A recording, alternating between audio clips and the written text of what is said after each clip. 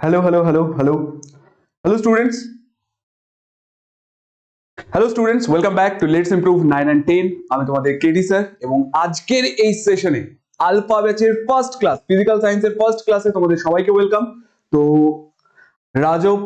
রাজব, সুদীপ, সুরজিৎ, তেজস, নাসরিন, আকাশ, সুদীপ, কুন্তল, দেবনাথ, রিয়া, ঋত্বিক, তেজস, প্রিয়া, most welcome তোমাদের সবাইকে আজকের এই সেশনে।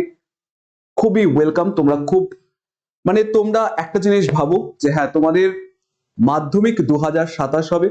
মাধ্যমিক 2027-এর আগে টোটাল যা প্রিপারেশন হবে সব প্রিপারেশন আমরা কমপ্লিট করিয়ে দেবো।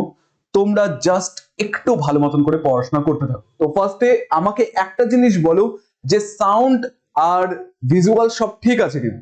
একবার জাস্ট আমাকে বলো যে সাউন্ড আর ভিজুয়াল সব ঠিক আছে কিনা। আকাশ, স্যার কতক্ষণ ক্লাসটি হবে? দেখো, ক্লাস তো তোমাদের মোটামুটি 1 আওয়ার 15 মিনিট থেকে 1 আওয়ার 30 মিনিটস এর মধ্যে থাকবে, ঠিক আছে? তো যেহেতু ফিজিক্যাল সায়েন্স, দেখো মোটামুটি ক্লাসটাকে আমরা টাইম যেমন থাকে ওরকমই রাখার চেষ্টা করব। বাট কিছু কিছু ক্ষেত্রে এমন হতে পারে যে একটুখানি বেশি হয়ে যাচ্ছে, তার কারণ আমাদের যে ক্লাসটা আছে ওটার মধ্যে নিউমেরিক্যালসও থাকতে পারে, থিওরির পার্টও থাকতে পারে, হতে পারে তোমাদের কোনো প্রবলেম আছে, ওই জিনিসগুলো সলভ করতে একটু টাইম 5-10 মিনিট আগে পরে হতে পারে, ঠিক আছে? বিদ্যুৎ, গুড ইভিনিং সবাইকে। তো সবাই রেডি তো? দেখো, সবাই রেডি? সব ঠিক আছে, নাইস। দেখো, ফার্স্ট তো তোমাদেরকে একটা জিনিস পরিষ্কার করে দিই। তোমরা যখন এই আলফা ব্যাচে জয়েন করেছো তো তোমরা এতটুকুন ক্লিয়ার থাকো, উই আর দ্য বেস্ট। আর তোমরা যে জায়গায় আছো তোমাদের এখানে দাঁড়িয়ে কোনো রকম টেনশন নিতে হবে না যে কিভাবে পড়বো। সব গাইডেন্স আমরা প্রোভাইড করে দেবো। তোমাদের কাজ কি হবে, তোমরা জাস্ট খুব ভালো মতন করে আমরা যা যা বলবো পাই টু পাই ওই জিনিসগুলো মানতে থাকবে। এমন করবো না যে হ্যাঁ তোমাদের রাত্রি 3টা পর্যন্ত পড়তে বলছি, সকাল 6টার সময় ঘুম থেকে উঠতে বলছি, ওরকম কোনো হার্ড এন্ড ফাস্ট রুল না। কিন্তু হ্যাঁ, তুমি তোমার মতো সময় বের করে খুব ভালো টাইম নিয়ে ছোট ছোট এমন যাতে থাকে যেটা তোমার জন্য সুইটেবল হয়, ওই টাইম নিয়ে তোমরা জাস্ট আমরা যা হোমওয়ার্ক দেব ওই জিনিসগুলো কমপ্লিট করে নেবে। দেখো, এর মধ্যে একটা জিনিস আছে, প্রত্যেকদিন আমাদের ক্লাস যখন হবে, আমার ক্লাস যখন কমপ্লিট হবে, ক্লাস কমপ্লিট হওয়ার পর আমি তোমাদেরকে হোমওয়ার্ক দেবো। এবার কথা হচ্ছে হোমওয়ার্ক চেক করবো কি করে। যেহেতু এটা একটা অনলাইন ব্যাচ, তো এর কিছু পজিটিভ সাইডও আছে, নেগেটিভ সাইডও আছে। কি? যেমন তুমি যদি আমার ক্লাসে না আসো, আমি তোমাকে কি করে বলবো যে হ্যাঁ তুমি ক্লাসে আসছো না, তুমি ক্লাসে আসো না, আমি কি করে তোমাকে জানাবো, যেরকম অফলাইন ব্যাচে যেটা হয়। বাট অনলাইন ব্যাচে একটা পজিটিভ দিক যেটা আছে, তোমার যেটা প্রবলেম হচ্ছে তুমি সেটা আমাকে জিজ্ঞাসা করতে পারবে। তোমার যে জায়গাটাতে প্রবলেম আছে তুমি ওই জায়গাটা বারবার দেখতে পারবে। তোমার যদি কোথাও প্রবলেম হয়, এটা যদি তোমার মাথায় কোশ্চেন থাকে, তোমার যদি কোনো রকম কোশ্চেন থাকে, ওটা তুমি আমাকে জিজ্ঞাসা করবে কি করে। লাইভ সেশন আছে, লাইভ চ্যাট যে আছে, এখানে তোমরা জিজ্ঞাসা করতে পারবে। তাতেও যদি তোমার ডাউট সলভ না হয়, হতে পারে যে লাইভ চ্যাটে তুমি আমাকে মেসেজ করছো, আমি তোমাকে দেখতে পাচ্ছি না, এরকম যদি কখনো হয় তার জন্য উপায় আছে, ডাউট ক্লিয়ারিং ক্লাস আছে। তাছাড়াও কি আছে, টেলিগ্রাম চ্যানেল আছে, ঠিক আছে? টেলিগ্রাম গ্রুপ আছে, আমার নিজস্ব গ্রুপ আছে, আগে যারা দাদা দিদিরা ছিল তাদের জন্য গ্রুপ আছে। ওরা ওদের কোনো রকম প্রবলেম থাকলে ওই গ্রুপে আমাদেরকে জানায়, আমি ওইটা সলভ করে দেই, বা ওদের বন্ধু বান্ধবীরা যারা থাকে ওই গ্রুপে তারাই সলভ করে দেয়। তো তোমরাও একটা টেলিগ্রাম গ্রুপ পেয়ে যাবে যেটা আমার নিজস্ব হবে, যেখানে তোমার যা প্রবলেম থাকে তুমি ওটা জিজ্ঞাসা করতে পারবে। তো তোমাদের কোনো রকম ডাউট থাকবে না, এতটুকুন অ্যাসুরেন্স আমি দিচ্ছি, ঠিক আছে? কারো কোনো রকম স্যার নোটস দেওয়া হবে না, ঠিক আছে? কুন্তল, তোমার ইস্যু হচ্ছে নোটস নিয়ে। তো দেখো, যেখানে কথা নোটসের, ওখানে আমি তোমাকে একটা কথা বলে দিচ্ছি, আমি যা যা তোমাদেরকে লিখে দেবো ওই জিনিসগুলো একটু ভালো মতো খাতায় লিখবে। খাতায় আমি যেগুলো বোর্ডে লিখবো ওই জিনিসগুলো যাতে তোমার কপিতে থাকে। হতে পারে যে কোনো এক সময়, একে তো আমি এভাবে বলবো যাতে তোমার কোনো রকম প্রবলেম না হয়, যাতে তোমার লেখার টাইমটাও পাও। কিন্তু হ্যাঁ, যেহেতু ক্লাসটা একটা লিমিটেড টাইমে আছে, তো কোথাও যদি এমন হয় যে হ্যাঁ আমি একটু স্পিডে বলে গেলাম, তো তুমি ওই জিনিসটা লিখতে পারলে না, তাহলে তোমার উপায় কি হবে? তুমি ওই জায়গাটাতে আর লিখতে যাবে না, জাস্ট আমি কি বোঝাচ্ছি ওই জিনিসটা বুঝে নেবে। বুঝে নিলে এরপর যখন ক্লাস শেষ হবে, ক্লাস শেষ হওয়ার সাথে সাথেই আমরা পিডিএফ আপলোড করে দিব, আমি পিডিএফ আপলোড করে দিব।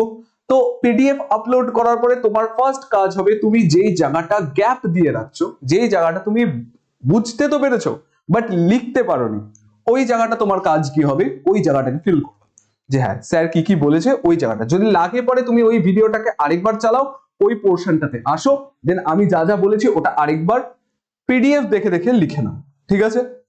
এটা তোমার কাজ হবে। আর যেটা বলছো নোটস এর কথা, যেখানে যেখানে আমার নোটস দরকার মনে হবে তোমাদের যে হ্যাঁ নোটস দেওয়া দরকার, সেইটুকুন জিনিস আমি তোমাদেরকে ভালো মতন করিয়ে দেবো, ঠিক আছে? তো ফার্স্ট যেই জিনিসটা আছে, প্রথমে তো আমি তো বলি যে এই ব্যাচে আমি পড়াবো কি,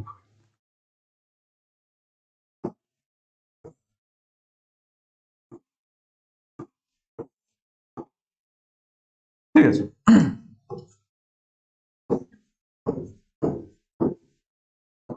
কিভাবে পড়ানো হবে তোমাদেরকে আমি আগেই বলে রেখেছি, ইউটিউব ভিডিও তো তোমাদের একটা ভিডিও আছে, ওখানে আমি বলে রেখেছি যে হ্যাঁ কিভাবে পড়ানো হবে। আর যে জিনিসটা হবে ওটা 7 মান্থসে কমপ্লিট করানো হবে। 7 মান্থসে আমরা কমপ্লিট করে দেবো, ঠিক আছে? তাহলে ফিজিক্যাল সায়েন্স 7 মান্থসে কমপ্লিট হয়ে যাচ্ছে। বাকি কত পড়ে আছে? 5 মান্থ প্লাস 1 মান্থ। তাহলে এই টোটাল টাইমটাতে তোমরা কি করতে পারবে? এই টোটাল টাইমটাতে তোমরা question bank, test paper, WBTA, WBTA test paper, এখানে এবিটি এর কথা বলছিলাম, ডাব্লিউবিটিএ, এই জিনিসগুলো তোমরা কি করতে পারবে?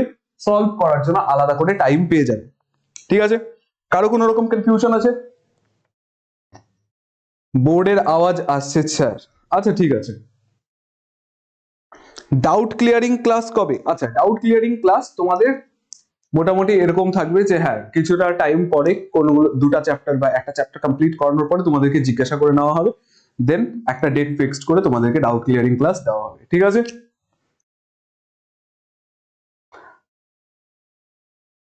হ্যাঁ হ্যাঁ রাজব, শর্ট নোট দেবো, তুমি কোনো চিন্তা নিও না। জাস্ট দেখো, যেটা আমিও তোমাকে এই একই কথাটা বলবো যে পড়াশোনা যদি এইখানে করতে হয়, 70% দায়িত্ব তোমাদের, 30% দায়িত্ব আমাদের। এই 30%-এর মধ্যে আমরা টোটাল জিনিসটা কমপ্লিট করে দিব। শর্ট নোটস লাগবে, শর্ট নোটস দিয়ে দিব, ডাউট ক্লিয়ার করতে হবে, ডাউট ক্লিয়ার করে দিব। কোনো স্পেসিফিক প্রবলেম হচ্ছে, কোনো অঙ্কের কোনো একটা স্পেসিফিক টাইপে প্রবলেম হচ্ছে, নিউমেরিক্যালস থাকবে ফিজিক্যাল সায়েন্সে, ওটাতেও যদি প্রবলেম হয় আমরা সলভ করিয়ে দেব, টাইপ ধরে করিয়ে দেবো। কিন্তু হ্যাঁ তোমাদের কাজ হবে ঠিকঠাক করে প্র্যাকটিস করা। আমরা বুঝিয়ে যাচ্ছি বাট তোমরা যদি না করো তাহলে কিন্তু এটা কখনোই মিল খাবে না। কিছুটা তোমার দায়িত্ব থাকবে, কিছুটা আমার দায়িত্ব থাকবে, দুজনের দায়িত্ব যদি আমরা ঠিকঠাক করে পালন করি তাহলে পরে গিয়ে তোমার মাধ্যমিকে 2027-এর মাধ্যমিক পরীক্ষাতে তোমার একটা ভালো রেজাল্ট আসতে চলেছে, ঠিক আছে? তো তো ফার্স্ট আমাদের স্টার্ট করি ব্যাচের নাম দিয়ে। ব্যাচ কি? Alpha batch. আলফা ব্যাচ, এখান থেকে আমাদের যেটা আছে 7 মান্থসে কি কমপ্লিট হবে?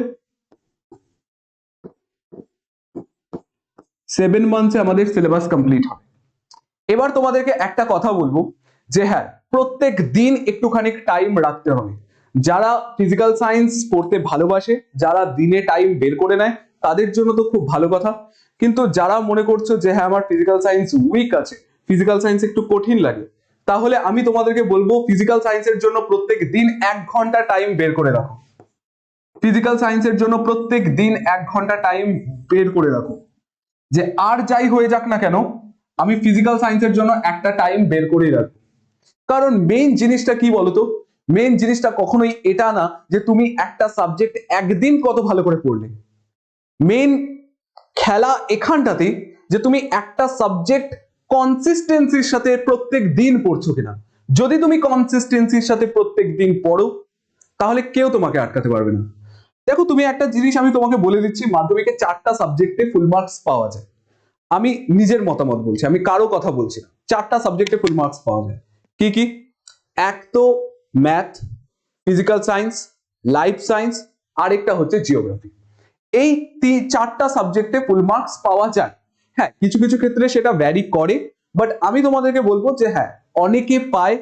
মোস্ট অফ দ্য টাইম যারা ঠিকঠাক করে পড়াশোনা করে, কনসিস্টেন্সির সাথে পড়াশোনা করে, যারা অ্যাকচুয়ালি পড়াশোনা করে, তারা কিন্তু 100-এ 100 পেতে পারে। হ্যাঁ, সেটা হতে পারে কখনো 100-এর বদলে 99 পাচ্ছে, 98 পাচ্ছে, 94 পাচ্ছে, ইটস ওকে, বাট তোমার প্রিপারেশন যাতে 100-এ 100-এর জন্য থাকে। ঠিক আছে, দেখো 1 আওয়ার করে প্রত্যেক দিন থাকবে। মেন খেলা হচ্ছে কনসিস্টেন্সি। এবার আমি যদি তোমাকে বলি, তুমিও জানো মেইন প্রবলেম কোথায় হয় বলো তো? ভালো ভালো স্টুডেন্টও পড়াশোনা করতে গিয়ে মাঝখানে মাঝখানে আটকে যায়। তো আমি তোমাদেরকে একটা কথা বলছি, এই কনসিস্টেন্সিটাকে তোমাদেরকে ধরে রাখতে হবে। ঠিক আছে, তার জন্য কি, তার জন্য একটা তোমাদেরকে কি করতে হবে, কসম খেতে হবে। কিসের কসম? যে হ্যাঁ স্যার, আমরা ভালো মার্কস করব, আর এই জিনিসটা আমি তোমাদেরকে দিচ্ছি। তোমরা তো জীবনে কোনোদিন ওরকম করবে না, না কিরা কাটবে না বা সামথিং কসম খাবেন। আমি তোমাদেরকে বলছি যে হ্যাঁ, তোমাদেরকে এটা নিতে হবে, যেহেতু আমি তোমাদেরকে দিচ্ছি। তোমরা যেহেতু আলফা ব্যাচে চলে এসছো, এখন আমার দায়িত্ব যে তোমাদেরকে একটা ভালো রেজাল্ট আনতে হবে। তোমাদেরও দায়িত্ব যে তোমরা আলফা ব্যাচে জয়েন করেছো, তোমাদেরকে একটা ভালো রেজাল্ট করতে হবে। তার জন্য মেইন যে জিনিসটা, তোমরা ভাবছো হয়তো হ্যাঁ খুব ভালো করে পড়বো, এই চ্যাপ্টারটা খুব ভালো করে বুঝবো, এই চ্যাপ্টারের অনেক অঙ্ক করব, এই করব ওই করব, এগুলো হচ্ছে তোমার লিস্টে আছে। আর আমার লিস্টে কি আছে বলো তো? একটা স্টুডেন্ট রোজ দিন কনসিস্টেন্সির সাথে প্রত্যেক দিন পড়াশোনা করবে। আমি ওকে বলে দিচ্ছি, ওকে ভালো মার্কস আনার দায়িত্ব আমাদের। তো আজকের পর থেকে 7 মান্থস কেডি স্যারের জন্য দিয়ে দাও। ঠিক আছে, আজকের পর থেকে 7 মান্থস কেডি স্যারের জন্য দিয়ে দাও। আর একবার যদি তুমি এই 7 মান্থস দিয়ে দিতে পারো, আমি তোমাকে বলছি, এখানে দাঁড়িয়ে বলছি, এরপরে বাকি 5 মান্থস বা 6 মান্থস যেটা থাকবে 2027 মাধ্যমিক পরীক্ষার আগে, ওই টাইমটাতে তুমি নিজে থেকে পড়াশোনা করবে। এখানে প্রত্যেকটা জিনিস টু দা পয়েন্ট ক্লিয়ার করা হবে। ঠিক আছে, কসম কি, তুমি একটা জিনিস ভাবো, তুমি যদি ভালো রেজাল্ট করো, কে সব থেকে বেশি খুশি হবে? তার কসম, তুমি নিজে তো খাবে না, আমি তোমাকে বলছি। হতে পারে তোমার মা, হতে পারে তোমার বাবা, হতে পারে তোমার মা বাবা দুজনেই, বা তোমার বড় বোন, ছোট বোন, বড় দাদা, ছোট দাদা, যে কেউ হতে পারে। বাট তুমি এই কসমটা খাও যে হ্যাঁ, তোমাকে, তুমি আলফা ব্যাচে জয়েন করেছো, এই এনভায়রনমেন্টে আছো, তার মানে তোমাকে খুব ভালো করে পড়াশোনা করতে হবে। ঠিক আছে, এত অবধি কারো কোনো রকম কনফিউশন থাকলে আমাকে জিজ্ঞাসা করতে পারো। তাছাড়া কারো কোনো প্রবলেম? এটা আমার ভালো সাবজেক্ট, নাইস। যদি তোমার ভালো সাবজেক্ট হয় তাহলে তো খুবই ভালো, তার কারণ সব ডাউট ক্লিয়ার করার জন্য আমি আছি। যা প্রবলেম হবে, যেখানে প্রবলেম হবে, স্যার এটা প্রবলেম, আমি বলে দেবো স্যার এটা প্রবলেম, স্যার বলো, দাদা বলো, যা বলো, বাট প্রবলেম আমাকে শো করো যে হ্যাঁ তোমার এটা প্রবলেম, এটা আমি দেখে দিচ্ছি। দেখো, তারপর যে জিনিসটাতে আসছি, মেইন জিনিস যেটা, ওটা হচ্ছে কনসিস্টেন্সি। এবার তোমাদের একটা জিনিস থাকবে যে হ্যাঁ খাতা কিনবো, আজকে এই খাতা, আজকে ওই খাতাতে তোমরা করা স্টার্ট করে দিলে, এরকম যাতে না হয়। একটা প্রপার খাতা থাকবে, নোটবুক হতে পারে, ওটা মোটা। আমি বলবো যে হ্যাঁ, ভালো একটা মোটা দেখে খাতা নিয়ে নাও, আর ওই খাতাতে আমি যেটা করাবো জাস্ট ওটাই থাকবে। ঠিক আছে, দেখো নোটবুক থাকবে,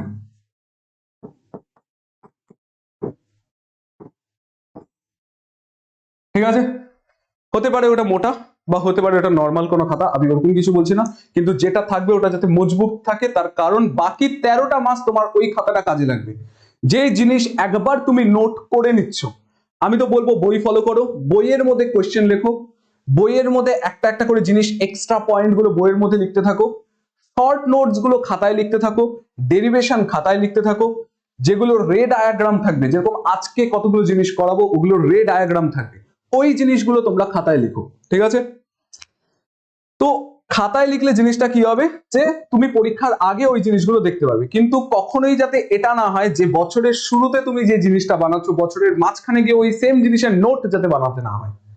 কারণ নোট বানাবা, একবারই বানাবা, হতে হবে না নোটটাকে অত সুন্দর, বাট নোটটাকে হতে হবে একদম নিট অ্যান্ড ক্লিন, যাতে তুমি দেখলে শুধুমাত্র তুমি বোঝো, অন্য কেউ বুঝুক চাই না বুঝুক, তুমি যাতে বুঝতে পারো। ঠিক আছে, নেক্সট কি হবে, তারপর লেখো।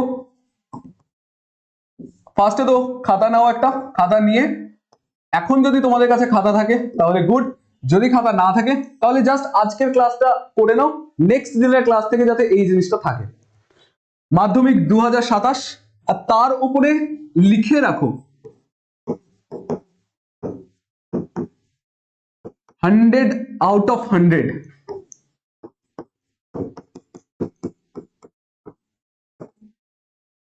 not excuses। 100 out of 100 লাগবে, এইম 100 out of 100 রাখো। দেখো এক্সকিউজ তো অনেক কিছু হতে পারে, ঠিক আছে, আমি তোমাদেরকে জাস্ট একটা কথা বলে রাখবো, এক্সকিউজ তো অনেক কিছু হতে পারে, অনেকে অনেক রকম এক্সকিউজ দিতে পারে। যেরকম তুমি ধরে নাও তুমি কোনো একটা মাধ্যমিকের স্টুডেন্ট, এমন ধরো যে ভালো রেজাল্ট করেনি, তাকে কোশ্চেন জিজ্ঞাসা করো যে হ্যাঁ ভাই তোর কেন মাধ্যমিক পরীক্ষা ভালো হলো না কেন, একটা তো চটি বই, এই চটি বই থেকেই তো কোশ্চেন এসছে, এমন তো না বাইরের থেকে কোশ্চেন এসছে। ও অ্যান্সার কি দিবে জানো, ও অ্যান্সার দেবে কোশ্চেন খুব কঠিন আসছে, পৃথিবীর বাইরে থেকে কোশ্চেন আসছে, তারপর বলবে আমার এই ভালো না, আমার আর্থিক অবস্থা ভালো না, আমাকে বাইরে কাজ করতে হয়, আমার ওই বন্ধু ওই টাইমে ছেড়ে দিয়েছে যে টাইমে আমি ভীষণ একা ছিলাম, আমাকে সব কাজ একা করতে হয়, এগুলো হচ্ছে এক্সকিউজ দিবে। তুমি একটা জিনিস বলো, তুমি যদি এই জায়গায় যে 100-এ 100 পেয়েছে তাকে যদি এই কোশ্চেনটা জিজ্ঞাসা করো যে হ্যাঁ ভাই তুই 100-এ 100 পেলি কি করে পেলি, ওর সোজা সাপটা একটাই অ্যান্সার থাকবে যে হ্যাঁ পড়াশোনা কর তুইও পাবি। বুঝতে পারছো তো জিনিসটা কি বলতে চাচ্ছি, এতটুকুন জিনিস ক্লিয়ার তো, যে ওর কাছে ওটা এক্সকিউজই না, সে হতে পারে ও বড় ফ্যামিলি থেকে আসছে, হতে পারে ও এমনি কোনো গরিব ফ্যামিলি থেকে আসছে, হোয়াট এভার, বাট ওর কাছে ওটা এক্সকিউজ হবেই না, বরং ওইটাকে ও আরো কাজে লাগাবে যে হ্যাঁ আমার প্রবলেম ছিল, আমার শরীর খারাপ ছিল, তার জন্য আমি ভালো করে পড়াশোনা করছি যাতে আমি এই জিনিসটা আর ফেস করতে না করতে হয়, আমার বাড়িতে প্রবলেম ছিল তার জন্য আমি ভালো করে পড়াশোনা করছি যাতে এই জিনিসটা আমাকে ফিউচারে ফেস না করতে হয়। তো এই জিনিসটা ভালো মতন বোঝো, যারা ভাবে না যে হ্যাঁ ক্লাস 10-এ পড়াশোনা এত ইম্পর্টেন্ট কি single sheet of paper can decide your future, এই যে বড় বড় কথাগুলো তারা বলে, যারা একটা জায়গায় পৌঁছে গেছে, তুমিও তাদের কাছ থেকেই শোনো যারা একটা জায়গায় পৌঁছে গেছে। কিন্তু একটা জিনিস মাথায় রাখবে, আজকে যদি তুমি ভালো করে পড়াশোনা না করো, তোমার কাছে ওই কনফিডেন্সটাই আসবে না তুমি এই কথাগুলো বলবে। তুমি যদি আজকে পড়াশোনা ভালো না করো, তুমি সাপোজ করো যে কিছু করতেছো না, কয়েকদিন পরে গিয়ে তুমি ঝালমুড়ি খাচ্ছ, আর ঝালমুড়ি খেতে খেতে হাফ প্যান্ট পরে ঝালমুড়ি খেতে খেতে তুমি বলছো single sheet of paper can decide your future, কেউ শুনবে না তোমার কথা। বাট তুমি যদি আজকে পড়াশোনা করো, ঠিকঠাক করে পড়াশোনা করো, এরপরে science now, arts now, what ever, তোমার লাইন যেটা খুশি হোক, তুমি সায়েন্স নিয়ে পড়তে পারো, তুমি আর্টস নিয়ে পড়তে পারো, বাট তুমি যেটা নিয়ে পড়বে ওটা তোমার চয়েস হবে, নাকি এমন যে তোমার সায়েন্সের রেজাল্ট খারাপ ছিল দেখে তুমি একটা আর্টস নিতে হচ্ছে, এই জিনিসগুলো যাতে না হয়, ঠিক আছে। কারো কোনো রকম কনফিউশন, কোনো কনফিউশন থাকলে জিজ্ঞাসা করতে পারো।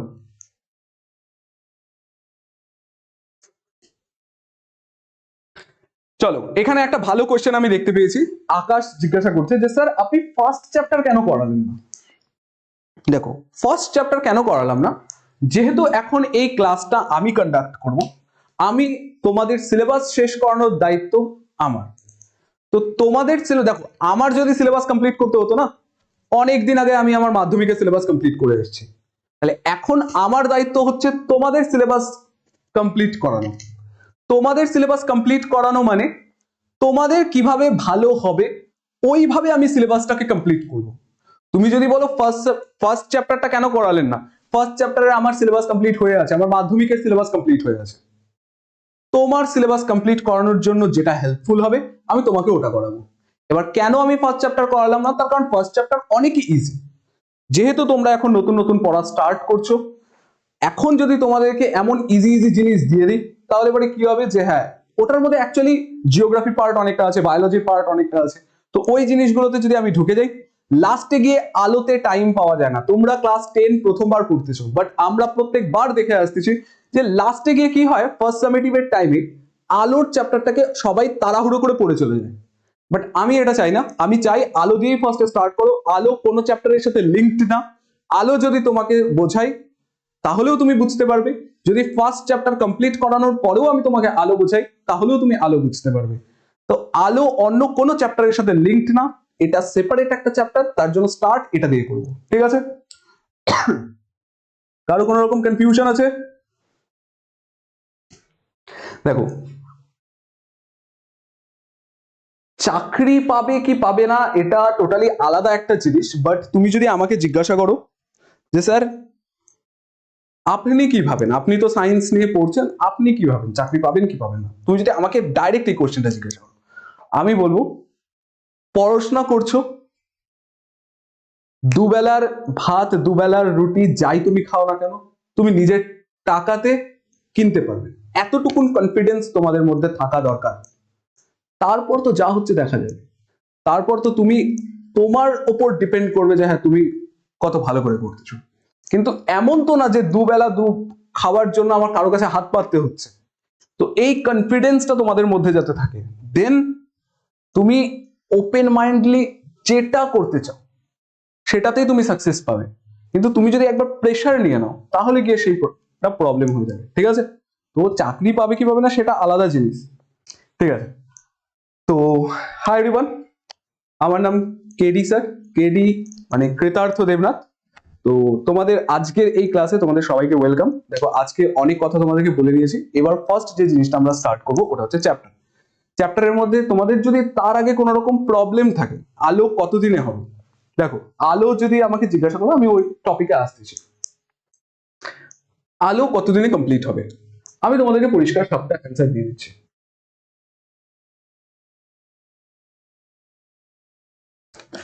আজকে যে চ্যাপ্টারটা আমরা করব ওটা হচ্ছে আলো। আলোর বেসিক্যালি তিনটা পার্ট হয়। কি কি পার্ট হয়?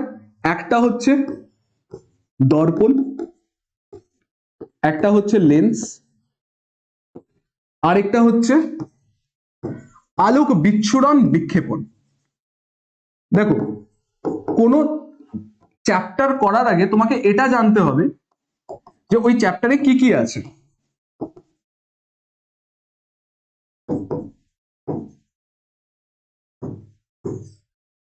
এই চ্যাপ্টারের মধ্যে এই কটা জিনিস আছে।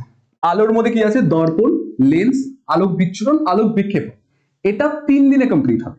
দর্পণের মধ্যে দুটা পার্ট আছে, একটা হচ্ছে সমতল দর্পণ, আরেকটা হচ্ছে গোলীয় দর্পণ।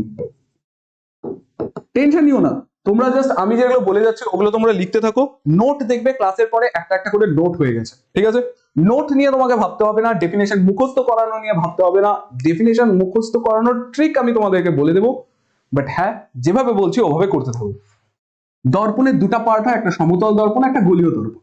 গোলীয় দর্পণকে আমরা যদি ভাগ করি মেইনলি দুটা পার্টে ডিভাইড করতে পারি, একটা হচ্ছে অবতল দর্পণ আর একটা হচ্ছে উত্তল দর্পণ। তাহলে আজকের আমাদের মেইন পার্ট হবে হচ্ছে দর্পণের পার্ট। তাহলে 3 দিনে কি আমাদের চ্যাপ্টার কমপ্লিট হবে? না, আমাদের চ্যাপ্টার কমপ্লিট হবে হচ্ছে 4 দিনে। 4 দিনে কমপ্লিট হবে, 3 দিনে 3টা পার্ট কমপ্লিট হবে। আর লাস্ট দিন কি হবে? লাস্ট দিন আমাদের 3টা প্রমাণ আছে। R is equals to 2f, del is equals to I1 plus I2 minus A, আর আরেকটা হচ্ছে গ্লাস ল্যাম্প। এটা কি তোমাদেরকে বলে রাখি, এটা হচ্ছে 3টা প্রমাণ, 3টা প্রমাণ যেটা প্রত্যেকবার পরীক্ষায় আসে। মোটামুটি দেখা যায় যে হ্যাঁ প্রত্যেকবারই এই 3টার থেকে যে কোনো একটা কোশ্চেন পরীক্ষায় চলে আসে। তাহলে এই 3টাকে আমাদেরকে খুব ভালো করে প্রমাণ করতে হবে, এগুলো আমাদেরকে জানতে হবে, ডেরিভেশন এগুলো, যে হ্যাঁ এগুলো প্রুভ করতে বলবে। তো এটা ডেপথে এখন যেতে যেও না, যে হ্যাঁ তার কারণ তোমরা এখনো এই জিনিসটা বুঝবেই না যে এখানে কি বলা হচ্ছে। আস্তে আস্তে তোমরা ক্লাস যত আগাবে তোমরা জিনিসগুলো আয়ত্ত করতে থাকবে, জিনিসগুলো বুঝতে থাকবে। কিন্তু হ্যাঁ ধৈর্য ধরে সব ক্লাসগুলো ঠিকঠাক করে করবে। আমি তোমাকে বলে দিচ্ছি, তোমাদের কাছ থেকে আমি আলো চ্যাপ্টারটা কমপ্লিট হওয়ার পর তোমাদেরকে রিভিউ নিব যে হ্যাঁ আলোতে কোনো রকম প্রবলেম আছে না। তো আজকে চলো স্টার্ট করি।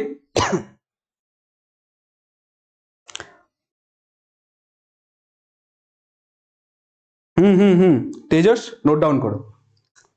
ঠিক আছে,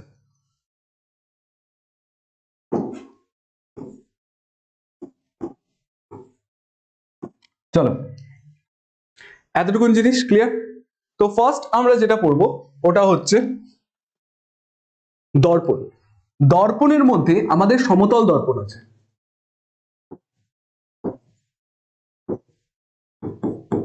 সমতল দর্পণ আছে।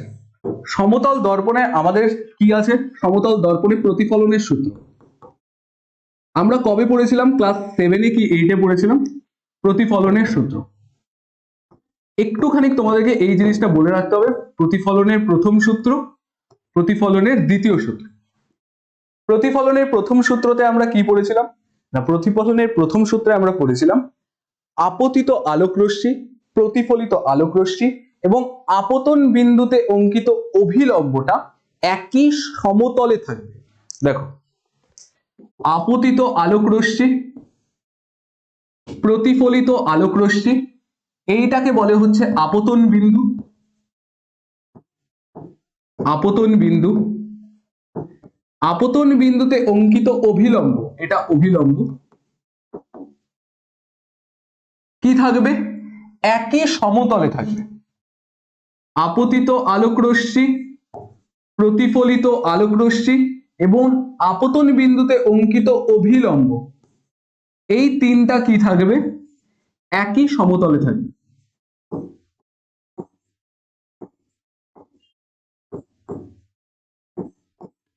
ঠিক আছে, এক সেকেন্ড।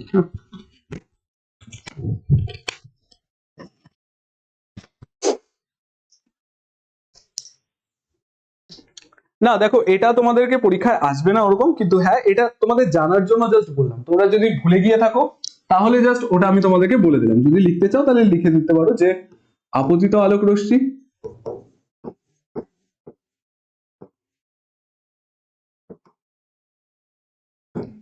প্রতিফলিত আলোক রশ্মি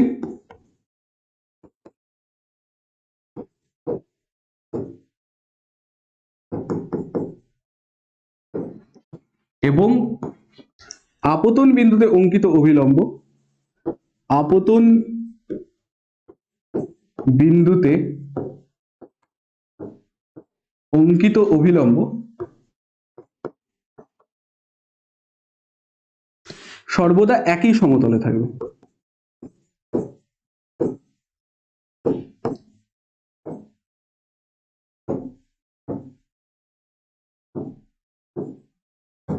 ঠিক আছে, এটা একটা জিনিস হলো।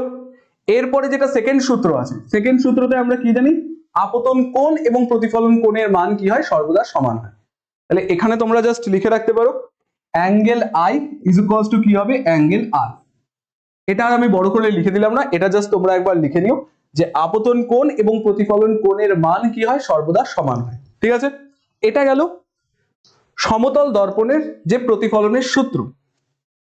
এবার যেটা আসবে ওটা হচ্ছে গোলীয় দর্পণ। আচ্ছা, কারো যদি লেখা না হয়ে থাকে লিখে নিতে পারো, একবার লিখে নিতে পারো, বা তোমাদেরকে পিডিএফ প্রোভাইড করে দেওয়া হবে। যদি তোমার মনে হচ্ছে যে অর্ধেক লেখা হয়েছে, পরের পার্টটা তোমার লেখা হয়নি, তাহলে তুমি ওইটুকুনি রেখে দিতে পারো। পরে যখন পিডিএফ প্রোভাইড করে দেওয়া হবে, ক্লাসের শেষেই পিডিএফ প্রোভাইড করা হবে, তারপরে তোমরা ওখান থেকে দেখে নিতে পারো। ঠিক আছে, প্রণব। আচ্ছা, কারো কোনো রকম প্রবলেম থাকলে, কোথাও কোনো রকম প্রবলেম থাকলে আমাকে বলতে পারো। ঠিক আছে, চলো এরপর যেটা আছে ওটা হচ্ছে গোলীয় দর্পণ।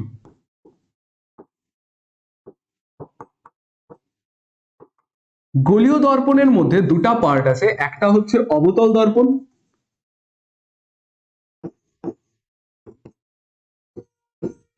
আরেকটা হচ্ছে উত্তল দর্পণ। অবতল দর্পণকে বলে কি? Concave mirror. আর উত্তল দর্পণকে বলে হচ্ছে কনভেক্স মিরর। এবার অনেকে বলবে স্যার ইংলিশ লেখাচ্ছেন কেন? দেখো, আমার মনে হয় যে তোমাদের একটু একটু করে এটা জানা দরকার। তার কারণ তোমরা যদি ক্লাস 9-10 এর পরে 11-12 এ যাও, 11-12এও তোমরা বাংলা পাবে, সেটার কোনো রকম সমস্যা নেই। কিন্তু তারপরে যখন বাইরের পরীক্ষা দিবে, জেই বা যেই ডাব্লিউবি জেই, তখন এইরকম ইংলিশ টার্ম গুলো দেখতে পাবে, ঠিক আছে? তো আমার মনে হয় এখন থেকে এই জিনিসগুলো অল্প অল্প করে জানা দরকার। তো আমি তোমাদেরকে বাংলাও লিখে দিচ্ছি, অল্প অল্প করে ইংলিশও লিখে দিচ্ছি, ঠিক আছে? গোলীয় দর্পণ, অবতল দর্পণ মানে কনকেভ মিরর। কনকেভ মিরর মানে কেভ লাইক স্ট্রাকচার থাকবে, কেভ লাইক স্ট্রাকচার থাকবে। কেভ লাইক স্ট্রাকচারে কি হবে? প্রতিফলন হবে, কেভ লাইক স্ট্রাকচার।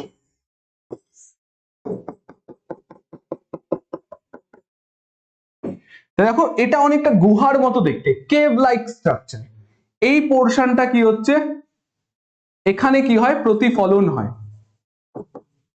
এখানে কি হয়? প্রতিফলন হয়, ঠিক আছে? কেভ লাইক স্ট্রাকচারে প্রতিফলন হয়। তাহলে এর বাইরে কি থাকে? এর বাইরে থাকে সিলভার কোটিং। কি থাকে? Silver coating. এর বাইরে কি থাকে? সিলভার কোটিং, ঠিক আছে? কনভেক্স মানে হচ্ছে উত্তল দর্পণ, কনভেক্স মানে হচ্ছে উত্তল দর্পণ। কনকেভ মানে কেভ লাইক স্ট্রাকচার। এই যে কেভ লাইক স্ট্রাকচারে কি হবে? রিফ্লেকশন হবে। তাহলে কেভ লাইক স্ট্রাকচারে যদি রিফ্লেকশন হয় ওটাকে কনকেভ মিরর বা অবতল দর্পণ বলবো। তাহলে অবতল দর্পণে কোথায় রিফ্লেকশন হচ্ছে, প্রতিফলন হচ্ছে? এই পার্টটাতে, গুহার মতো পার্টটাতে। তাহলে বাইরের পার্টটাতে কি থাকে? সিলভার কোটিং থাকে। তাহলে সেম ভাবে যদি বলি তাহলে উত্তল দর্পণ কি হবে? তাহলে এর অপোজিটেরটা,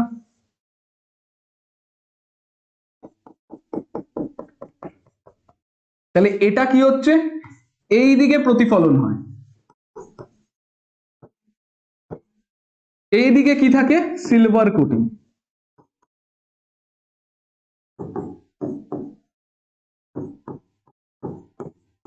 ঠিক আছে? তো এই জিনিসগুলো তোমরা খাতায় জাস্ট একবার লিখে নাও, ঠিক আছে? এটাতে কারো কোনো রকম কনফিউশন নেই এত অব্দি?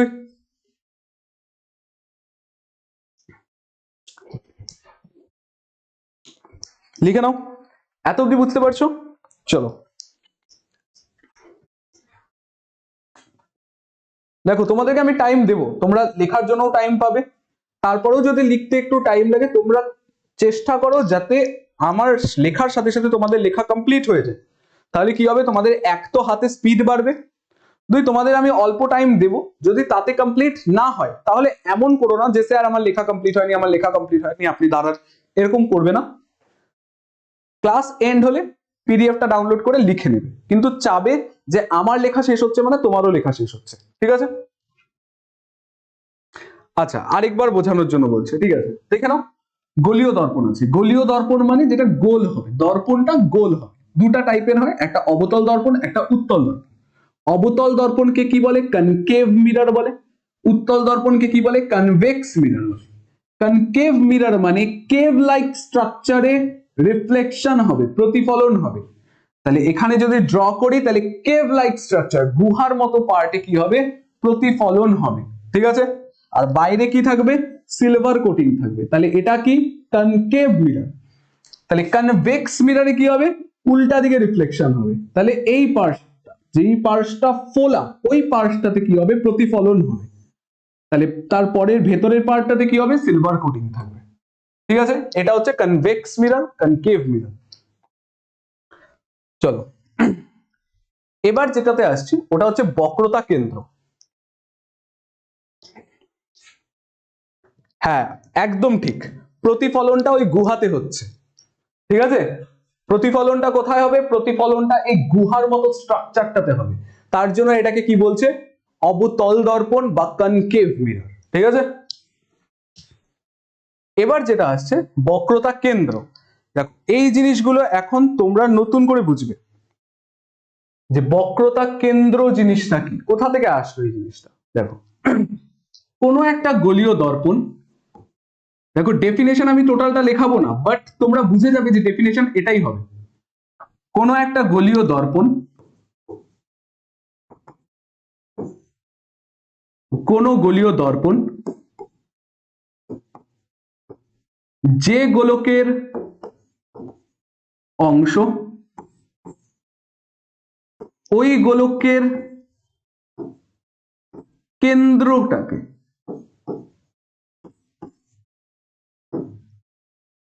গোলীয় দর্পণের বক্রতা কেন্দ্র।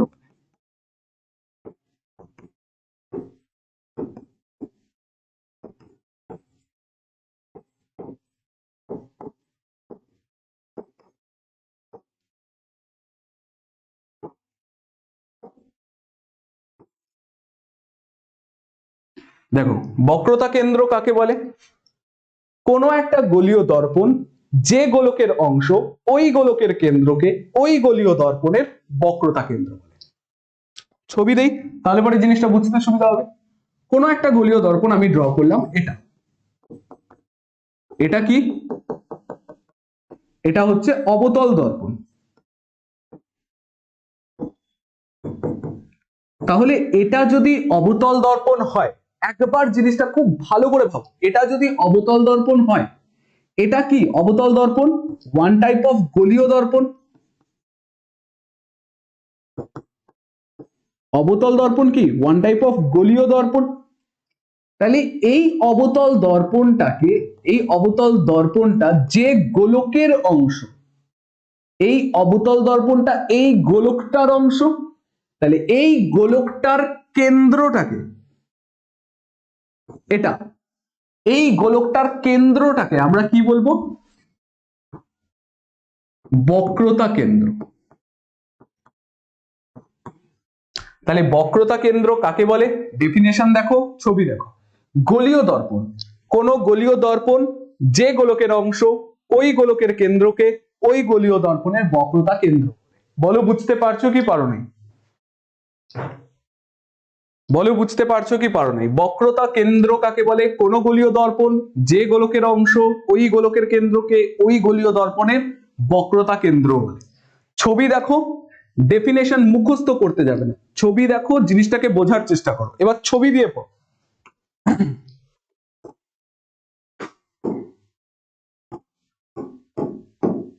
দেখো কোন গোলীয় দর্পণ, কোন গোলীয় দর্পণের কথা বলা হচ্ছে? এটা কোন গোলীয় দর্পণ যে গোলকের অংশ ওই গোলকটার কেন্দ্রটাকে কি বলবো? এই গোলীয় দর্পণের বক্রতা কেন্দ্র বলবো। কোন গোলীয় দর্পণ যে গোলকের অংশ ওই গোলকটার কেন্দ্রটাকে কি বলবো? এই গোলীয় দর্পণের বক্রতা কেন্দ্র বলবো। ঠিক আছে? কারো কোনো রকম? নাইস, সবাই বুঝতে পারছে। কারো যদি বুঝতে প্রবলেম হয় কেউ আমাকে জিজ্ঞাসা করতে পারো, বাট এতটুকু জিনিস আই থিঙ্ক বুঝে গেছো তোমরা। তাহলে সেম ভাবে তোমরা আমাকে অ্যান্সার দিতে পারবে, বাট আমি অ্যান্সার দিয়ে দিচ্ছি যে বক্রতা ব্যাসার্ধ কাকে বলে। অ্যান্সার এভাবে দিব যে কোন গোলীয় দর্পণ, এটা এখন সবাই বুঝতে পারবে, সবাই কানেক্ট করতে পারবে। কোন গোলীয় দর্পণ যে গোলকের অংশ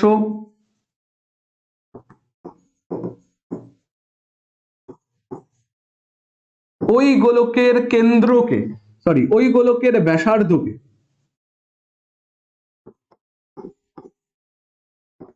ওই গোলীয় দর্পণের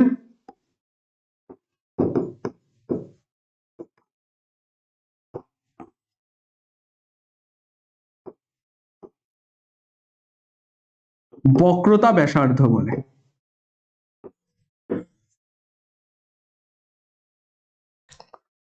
দেখো আমি তোমাকে কখনোই এই জিনিসটা শেখাচ্ছি না যে হ্যাঁ ডেফিনেশন মুখস্থ কিভাবে করে, আমি তোমাকে শেখাচ্ছি ডেফিনেশন মনে কি করে রাখে। কোনো নতুন ডেফিনেশন যেটা তুমি এখনো পর্যন্ত জানতে না, নতুন তুমি কোথাও একটা ডেফিনেশন দেখতেছো, তুমি তাড়াতাড়ি ওটাকে মনে কি করে রাখবে, ওটার ট্রিক আমি তোমাদের শেখাচ্ছি। এইভাবে ছক করে জিনিসগুলো পড়বে, পড়ার পর তুমি অ্যাড করে দাও না, তুমি লিঙ্ক করে দাও জিনিসগুলোকে। ইংলিশে পড়েছো না লিঙ্কার্স, এই যে এটাকে লিঙ্ক করে দাও।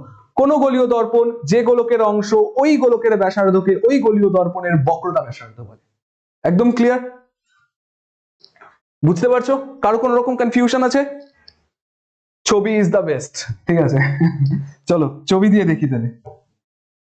তাহলে ছবিটা দিয়ে কি করে বলবো? দেখো ছবি আঁকছি, ডেফিনেশন বলবো।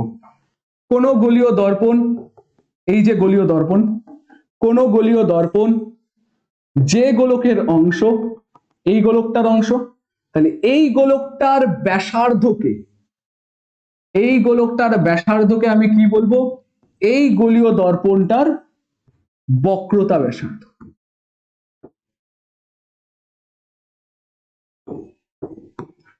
তাহলে বক্রতা ব্যাসার্ধ কাকে বলে? কোনো একটা গোলীয় দর্পণ যে গোলকের অংশ ওই গোলকের ব্যাসার্ধকে এই গোলীয় দর্পণের বক্রতা ব্যাসার্ধ।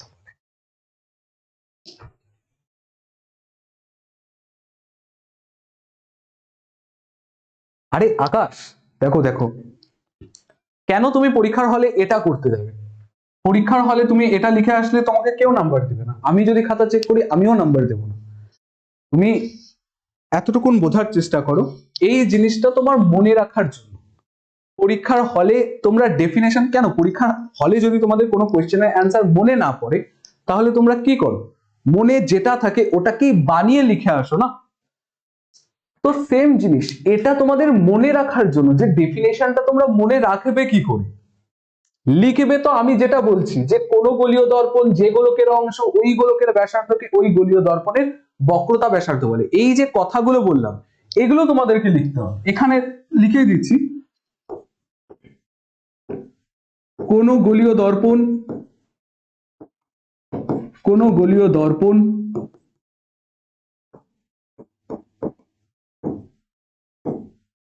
যে গোলকের অংশ ওই গোলকের ব্যাসার্ধকে ওই গোলীয় দর্পণের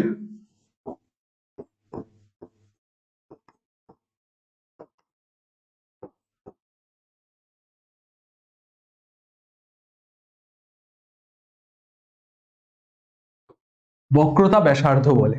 তোমাদের পরীক্ষার হলে আসলে পরে এটা লিখতে হবে, নাকি তুমি এটা লিখবে? এটা তো তোমাদের মনে রাখার জন্য, ঠিক আছে? তো কারো কোনো রকম কনফিউশন আছে? ছবিটা আরেকবার বলে দিন, চলো ছবিটা আরেকবার বলে দিচ্ছি। দেখো, কোন গোলীয় দর্পণ, কোন গোলীয় দর্পণ যে গোলকের অংশ ওই গোলকটার ব্যাসার্ধকে এই গোলীয় দর্পণের বক্রতা ব্যাসার্ধ বলবো, ঠিক আছে? ছবিতে একবার করে, এটাও আমি করতাম, আমি ছোটবেলায় এটা করতাম যে হ্যাঁ, ছবি আঁকতাম, সাথে সাথে ডেফিনেশনটা বলতাম, দেন অ্যান্সার লিখতাম, ঠিক আছে?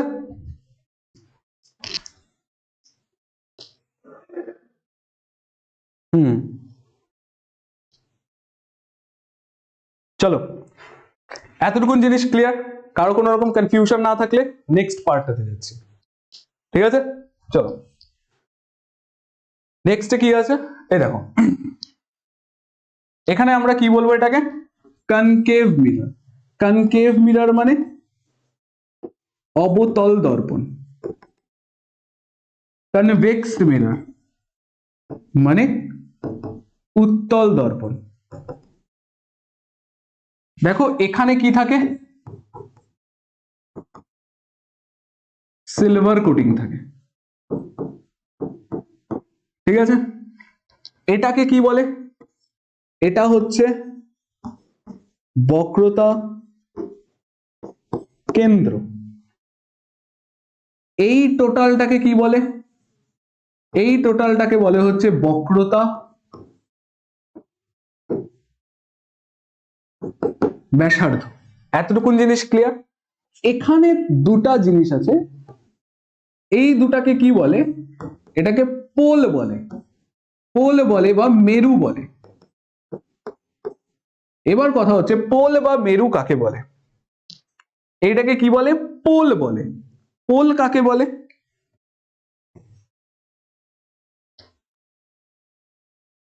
কোনো একটা দর্পণ যদি এখানে থাকে,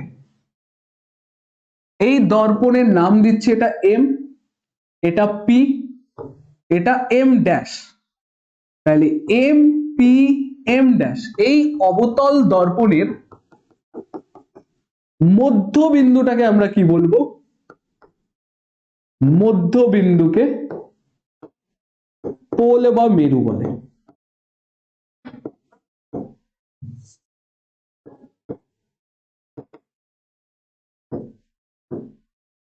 পোল বলে বা মেরু বলে। আচ্ছা ছবিটা দেখো তো, লাল কালার দিয়ে করলাম, কারো বুঝতে প্রবলেম হচ্ছে ছবিটাতে? ছবিটা রেড কালার দিয়ে করে দিয়েছি।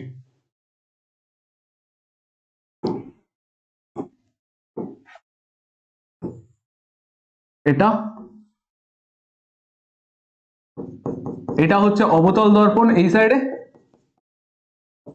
এখানে কি লেখা আছে এম, এটা এম ড্যাশ, আর এই পয়েন্টে লেখা আছে হচ্ছে পি।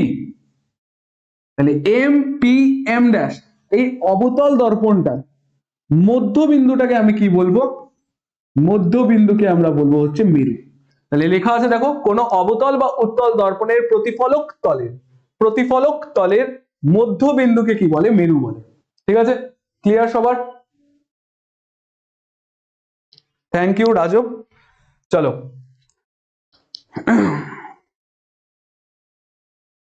এরপরে কি আছে? প্রধান অক্ষ। দেখো প্রধান অক্ষের ডেফিনেশন এতটুকুন জিনিস, জাস্ট আমার কথাটা মাথায় রাখো। প্রধান অক্ষ মানে হচ্ছে মেরু আর বক্রতা কেন্দ্র সংযোজক সরল রেখাটাকে আমরা বলবো কি? প্রধান অক্ষ। মানে কোনো একটা দর্পণ যদি এটা থাকে, তাহলে দর্পণের পোল মানে মেরু আর বক্রতা কেন্দ্র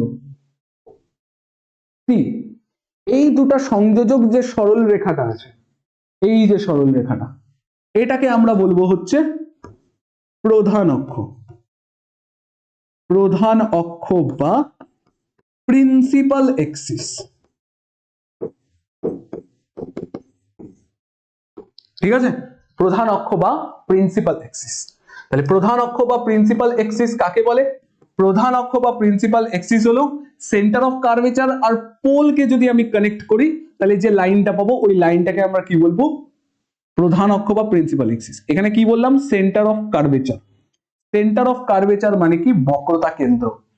এটা কি? বক্রতা কেন্দ্র। কথা হচ্ছে বক্রতা কেন্দ্র কাকে বলে? কোন একটা গোলীয় দর্পণ, যে গোলকের অংশ, ওই গোলকের কেন্দ্রটাকে আমরা কি বলবো? এই গোলীয় দর্পণটার বক্রতা কেন্দ্র। তাহলে বক্রতা কেন্দ্র আর পোল বা মেরু, বক্রতা কেন্দ্র এবং মেরু সংযোজককারী সরল রেখাটাকে আমরা কি বলবো? প্রধান অক্ষ বা প্রিন্সিপাল এক্সিস। ক্লিয়ার? তোমাদের একটা কথা আমি তখন বলে দিইনি, আরেকবার বলেই দিচ্ছি। ছিল এখানে লেখা, বাট তোমরা দেখেছো কিনা আমি জানি না। বক্রতা ব্যাসার্ধ মানে হচ্ছে রেডিয়াস অফ কার্ভেচার, আর বক্রতা কেন্দ্র মানে হচ্ছে সেন্টার অফ কার্ভেচার। বক্রতা কেন্দ্র মানে হচ্ছে সেন্টার অফ কার্ভেচার। ঠিক আছে, এই দুটা জিনিস মাথায় রাখবে, কোথাও কোথাও এই জিনিসটা ইউজ হবে।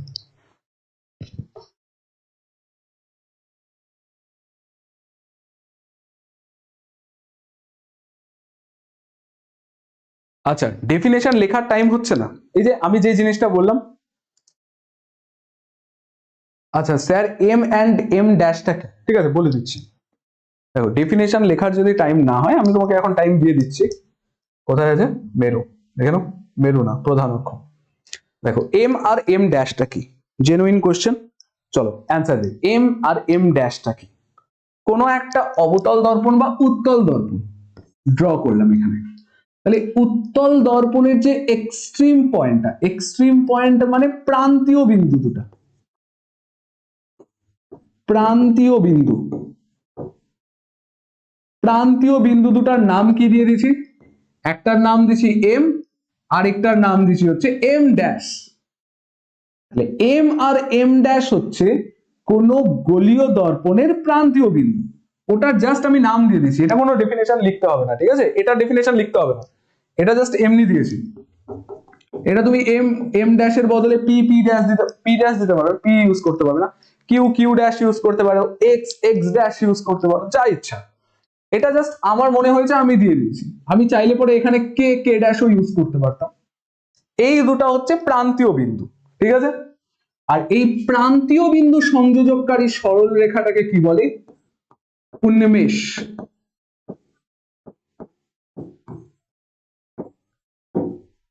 ঠিক আছে, তাহলে উন্মেষ কাকে বলে এটা দেখি, যদি আলাদা করে স্লাইড থাকে আমি তাহলে করে দিচ্ছি। হ্যাঁ স্লাইড আছে।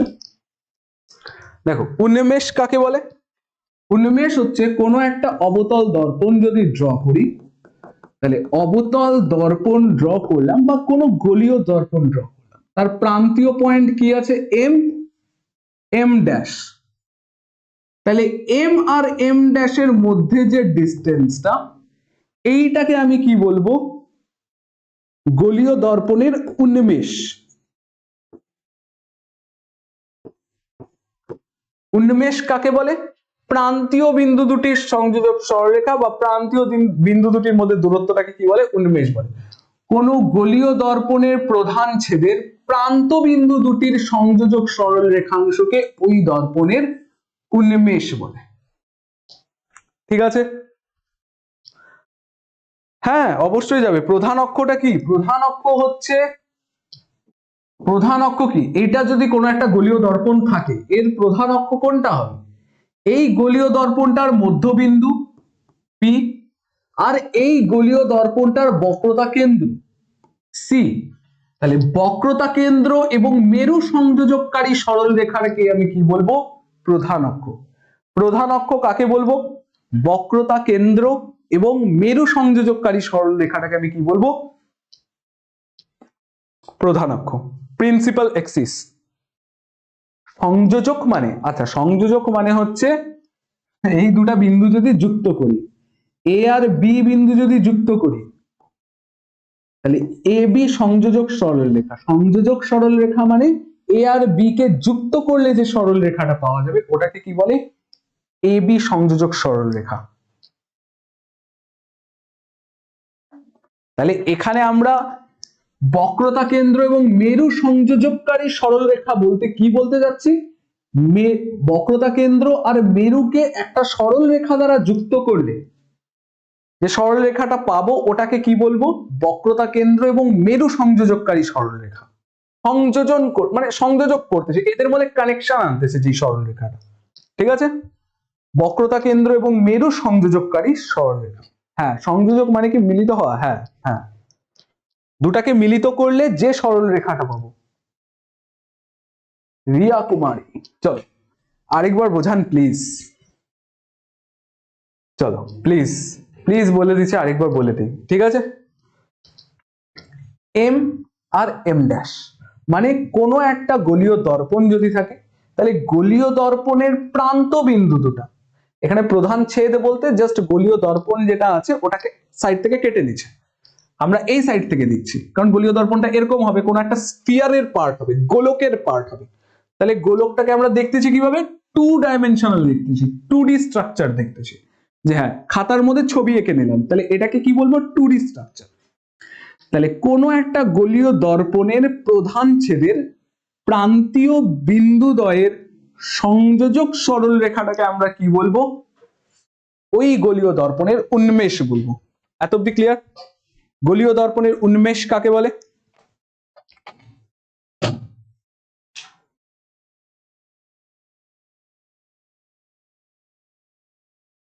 আকাশ, দেখো তোমার যেই জায়গাগুলোতে মনে হচ্ছে যে হ্যাঁ এগুলো একটুখানি লেখা দরকার, তোমরা ওই জায়গাগুলো একটুখানি লিখে রাখতে পারবো। তবে আমি বেস্ট ওয়ে বলবো যে হ্যাঁ, একটা বই খুলে বসো, বইয়ের সাথে না মার্ক করতে থাকো যে হ্যাঁ বইয়ে এই জিনিসটা আছে, স্যার এই জিনিসটা পড়াচ্ছে, বইয়ে এই জিনিসটা আছে, স্যার এই জিনিসটা পড়াচ্ছে। এই জিনিসটা করো একটুখানি, কারণ যখন এই যে এখন যেই কথাগুলো বলছি এই টাইমটাতে তুমি একবার এক ঝলক বইটা দেখে নিলে যে হ্যাঁ বইয়ে যেগুলো আছে ওই জিনিসগুলো আমি বলছি কিনা ওগুলো একটুখানি দেখে নাও। ঠিক আছে? চলো, কারো কোনো রকম কনফিউশন নেই? চলো, নাইস।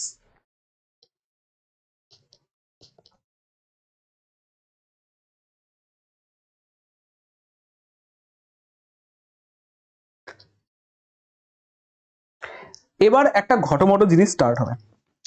ঘটমটো জিনিস বলতে কি, এটার ডেফিনেশনটা একটুখানি তোমাদের মনে হতে পারে যে কঠিন বা সামথিং কিছু, কিন্তু হ্যাঁ কঠিন লাগবে না।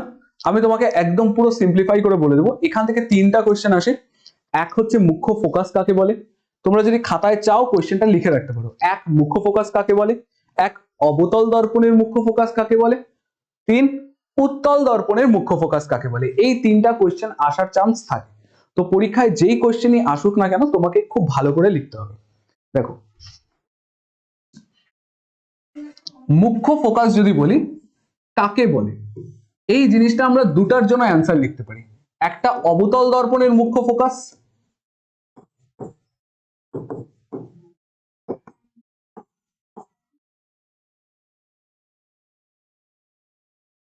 আরেকটা হচ্ছে উত্তল দর্পণের মুখ্য ফোকাস।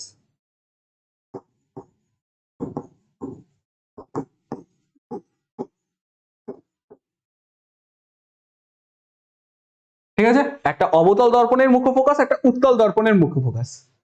অবতল দর্পণের মুখ্য ফোকাস যখন বলবে তোমাকে তখন শুধুমাত্র অবতল দর্পণের কথাটাই বলতে হবে। যদি উত্তল দর্পণের মুখ্য ফোকাস জিজ্ঞাসা করে তাহলে উত্তল দর্পণের মুখ্য ফোকাসের কথাটাই বলতে হবে। যদি তোমাকে শুধু মুখ্য ফোকাস জিজ্ঞাসা করে তাহলে অবতল দর্পণ উত্তল দর্পণ দুটাকে মিক্সড করে তোমাকে বলতে হবে। তাহলে চলো দেখে নেই একবার যে মুখ্য ফোকাস জিনিসটা অ্যাকচুয়ালিতে কি। দেখো মুখ্য ফোকাস কেউ সবাই ভালো মতন শুনবে, ঠিক আছে? তো ফার্স্টে আমরা কার কথা বলি? ফার্স্টে আমরা এইদিকে লিখি অবতল দর্পণ। তাহলে আমরা এখন কি করতেছি? আমরা এখন হচ্ছে অবতল দর্পণের মুখ্য ফোকাস জিনিসটা বুঝবো। দেখো এটা যদি কোনো একটা অবতল দর্পণ হয়, অবতল দর্পণ বা তোমরা বলতে পারো এখান থেকে কনকেভ মিরর, কনকেভ বা অবতল, অবতল দর্পণ। এটা কি? এটা হচ্ছে প্রিন্সিপাল এক্সিস। অবতল দর্পণের ক্ষেত্রে কি হবে পরে আমরা রে ডায়াগ্রাম পড়বো, কিন্তু আপাতত যে জিনিসটা আছে এখানে যদি আলোক রশ্মি আসে কার সাথে না প্রধান অক্ষের সাথে, পিএ, পিএ মানে এখন আমি তোমাদেরকে বলে দিচ্ছি, পরে কিন্তু আমি শুধুমাত্র পিএ লিখবো, কারণ জিনিসগুলো আস্তে আস্তে বোঝো যে এখানে পিএ মানে হচ্ছে প্রধান অক্ষের কথা বলা হচ্ছে বা প্রিন্সিপাল এক্সিসের কথা বলা হচ্ছে। এটা কি? এটা হচ্ছে প্রধান অক্ষ। প্রধান অক্ষের সাথে সমান্তরালে যদি কোনো আলোক রশ্মি আসে, প্রধান অক্ষের সাথে, এটা হচ্ছে প্রধান অক্ষ, এর সাথে সমান্তরালে কোনো একটা আলোক রশ্মি আসলে কি হবে না প্রতিফলনের পর প্রধান অক্ষের ওপর একটা নির্দিষ্ট বিন্দুতে কি হয় মিলিত হয়। এই একটা নির্দিষ্ট বিন্দুতে মিলিত হচ্ছে। তাহলে যে নির্দিষ্ট বিন্দুতে মিলিত হয়, বা আমি যদি এখান থেকে আরেকটা আলোক রশ্মি আনি যেটা কি ওটাও প্রধান অক্ষের সাথে সমান্তরাল, তাহলে ওটাও কোন দিক দিয়ে পাস করবে? এই পয়েন্টটা দিয়েই পাস করবে। তাহলে এই পয়েন্টটাকে আমরা কি বলবো? অবতল দর্পণের মুখ্য ফোকাস। কনফিউজিং ছিল? আরেকবার বলে দিচ্ছি।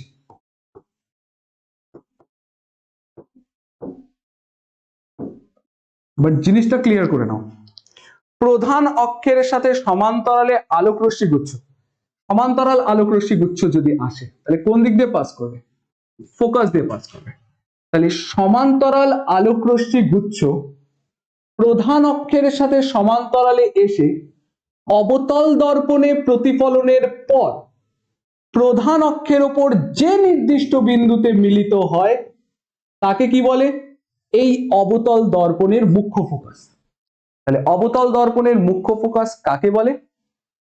কোন সমান্তরাল, এটা যদি একটা অবতল দর্পণ হয় আর এখান থেকে যদি সমান্তরাল আলোক রশ্মি গুচ্ছ আসে, তাহলে এই সমান্তরাল আলোক রশ্মি গুচ্ছগুলো অবতল দর্পণে প্রতিফলনের পর প্রধান অক্ষের ওপর যে নির্দিষ্ট বিন্দুতে কি হচ্ছে মিলিত হচ্ছে,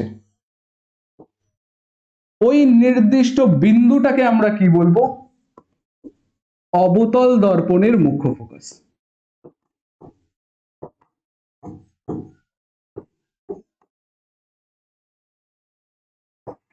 বলো ডেফিনেশন আমি লিখিয়ে দিচ্ছি, লিখলে ভালো হতো। লিখলে পরে বলে ছবি আঁকলে ভালো হতো, ছবি আঁকলে বলে লিখলে ভালো হতো। লিখে আমি দিব, ডোন্ট ওয়ারি, বাট আগে ছবিটা বুঝে নাও। সংজ্ঞাটা একটু লিখে দিবেন? হ্যাঁ লিখে দিব তো, অবশ্যই লিখে দিব। চলো তাহলে এখানে কি হচ্ছে? অবতল দর্পণের মুখ্য ফোকাস কাকে বলে? চলো তাহলে এখানে এটার অ্যান্সারটা লিখে দিচ্ছি। অবতল দর্পণের মুখ্য ফোকাস সংজ্ঞা।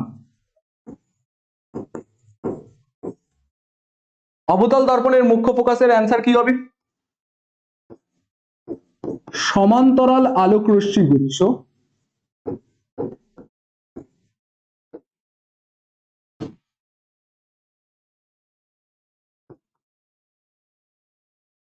প্রধান অক্ষের সাথে সমান্তরালে আসার পর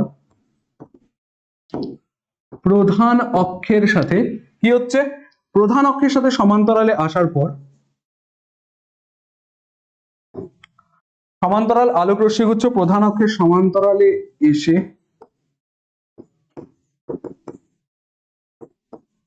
অবতল দর্পণে কি হচ্ছে দেখো, সমান্তরাল আলোক রশ্মিগুচ্ছ এখানে ছিল, এই যে সমান্তরাল আলোক রশ্মিগুচ্ছগুলো কিভাবে আসছে, প্রধান অক্ষের সাথে সমান্তরালে আসছে। এরা নিজেরা তো সমান্তরাল, বাট এরা প্রধান অক্ষের সাথেও কি আসছে, সমান্তরালে আসছে। তাহলে সমান্তরাল আলোক রশ্মিগুচ্ছ প্রধান অক্ষের সাথে সমান্তরালে এসে অবতল দর্পণে প্রতিফলনের পর প্রধান অক্ষের উপর যে বিন্দুতে মিলিত হচ্ছে। অবতল দর্পণে প্রতিফলনের পর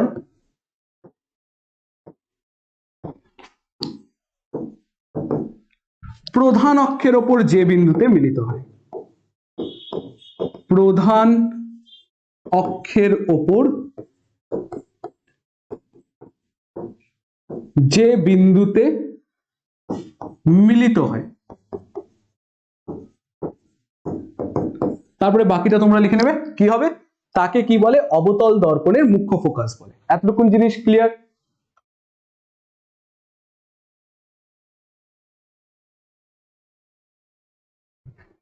ঠিক আছে, বুঝতে পারছো?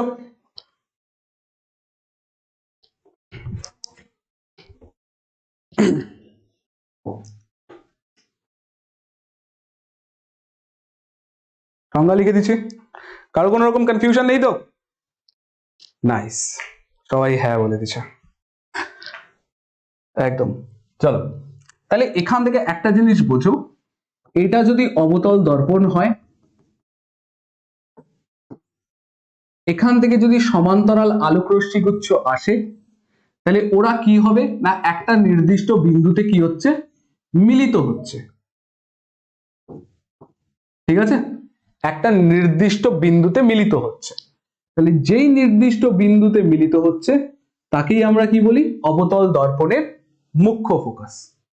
তাহলে অবতল দর্পণের যদি মুখ্য ফোকাস থাকে তাহলে উত্তল দর্পণেরও কি থাকবে, মুখ্য ফোকাস থাকবে। তাহলে ডেফিনেশন কি হবে, চলো এবার উত্তল দর্পণের মুখ্য ফোকাস দেখি। উত্তল দর্পণের মুখ্য ফোকাস কেমন হবে দেখতে, যদি এটা কোনো একটা প্রধান অক্ষ হয়, এটা কি হয়, উত্তল দর্পণ। তাহলে উত্তল দর্পণের ক্ষেত্রে আমরা কি বলবো, সমান্তরাল আলোক রশ্মি গুচ্ছ প্রধান অক্ষের উপর সমান্তর, প্রধান অক্ষের সাথে এই যে সমান্তরাল কি, এরা আলোক রশ্মি গুচ্ছ কিভাবে আসলো, প্রিন্সিপাল এক্সিসের সাথে সমান্তরালে আসলো। তোমরা লিখে নাও প্রধান অক্ষ, প্রধান অক্ষের সাথে সমান্তরালে এসে উত্তল দর্পণে প্রতিফলনের পর কি হবে না একটা নির্দিষ্ট বিন্দু থেকে অপসৃত হচ্ছে বলে মনে হয়।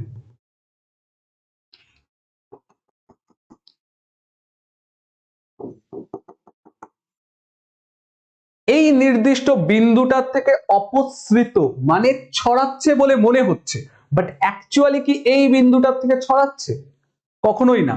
এইদিকে কি থাকে আমি তোমাদেরকে আগেই বলে দিচ্ছি, সিলভার কোটিং থাকে।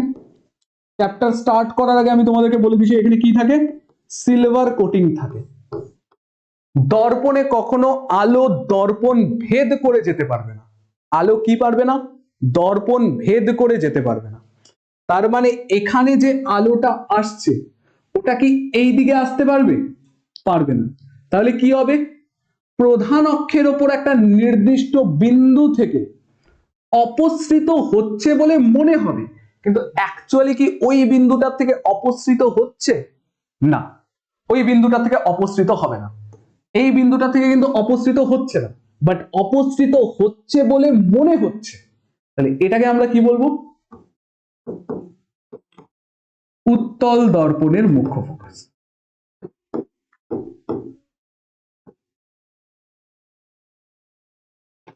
ঠিক আছে, এবার বলো এই জিনিসটা কারা কারা বুঝতে পারো না,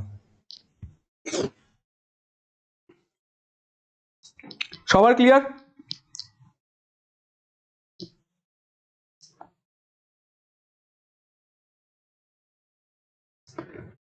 Kuntal, Kuntal Debnath, nice. Clear clear clear, nice, লিখে দেন। আচ্ছা ঠিক আছে, লিখে দিচ্ছি। দেখো লেখাটা না এবার একটুখানি শর্টকাটে লিখে, শর্টকাট ইন দ্য সেন্স যে তোমাদের ছক করে লেখায়। তার কারণ ছক করে যদি তুমি লেখো ওটা কম টাইমে তোমরা লিখতে পারবে। এক, তোমাদের জন্য সুবিধা, ক্লাস চলার সাথে সাথে তোমরা নোট ডাউন করতে পারবে। দুই, তোমাদের জন্য সুবিধা, পরীক্ষার আগে স্পিডে রিভিশন করতে পারবে। তিন, তোমাদের জন্য সুবিধা, তোমরা জিনিসটাকে ইজিলি মনে রাখতে পারবে। তাহলে চলো এই জিনিসটাকে, এই ডেফিনেশনটাকে, আগের ডেফিনেশনটা আমি তোমাদেরকে লিখে দিচ্ছি, একদম টোটাল লিখে দিচ্ছি। এই ডেফিনেশনটা আমি তোমাদেরকে কি করছি, ট্রিক দিয়ে লিখে দিচ্ছে। ডেফিনেশনটা দিন, বুঝতে পেরে যাব। ডেফিনেশন দিয়ে দিব, বুঝতে পেরে যাবে, তাহলে বইয়েই ডেফিনেশন দেওয়া আছে।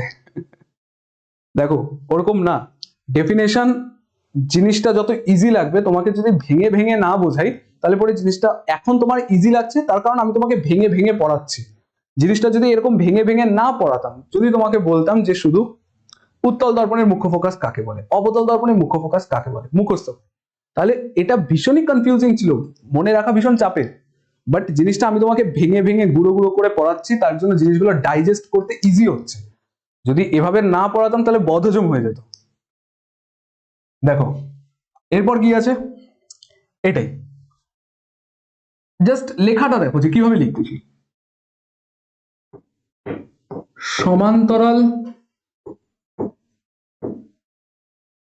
আলোক রশ্মিগুচ্ছ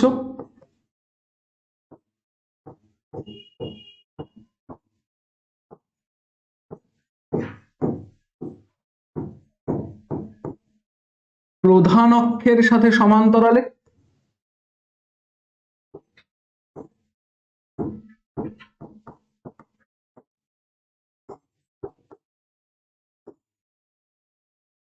এসে উত্তল দর্পণে প্রতিফলনের পর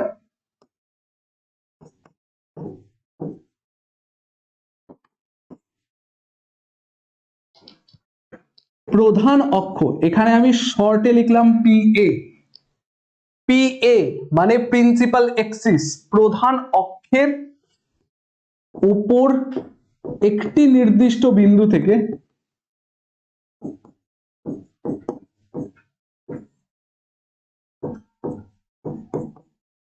একটি নির্দিষ্ট বিন্দু থেকে অপসৃত, ব্যাস। দেখো তোমাদের ডেফিনেশন এটার মধ্যেই আছে। সমান্তরাল আলোক রশ্মিগুচ্ছ প্রধান অক্ষের সাথে সমান্তরালে এসে উত্তল দর্পণে প্রতিফলনের পর প্রধান অক্ষের উপর একটি নির্দিষ্ট বিন্দু থেকে অপসৃত হচ্ছে বলে যদি মনে হয়, তাহলে ওই নির্দিষ্ট বিন্দুটাকে আমরা কি বলবো, উত্তল দর্পণের মুখ্য ফোকাস। ইজি জিনিসটা, আরেকবার বোঝালে ভালো হতো, চলো দেখে নাও। এইটার থেকে দেখে বোঝো, সমান্তরাল আলোক রশ্মিগুচ্ছ, এই যে সমান্তরাল আলোক রশ্মিগুচ্ছ কি হচ্ছে, প্রধান অক্ষের সাথে সমান্তরালে আছে, প্রধান অক্ষের সাথে সমান্তরালে এসে কি হচ্ছে, উত্তল দর্পণে প্রতিফলন হচ্ছে। এই যে উত্তল দর্পণে কি হলো, প্রতিফলন হলো। উত্তল দর্পণে প্রতিফলনের পর, এখানে প্রতিফলনের পর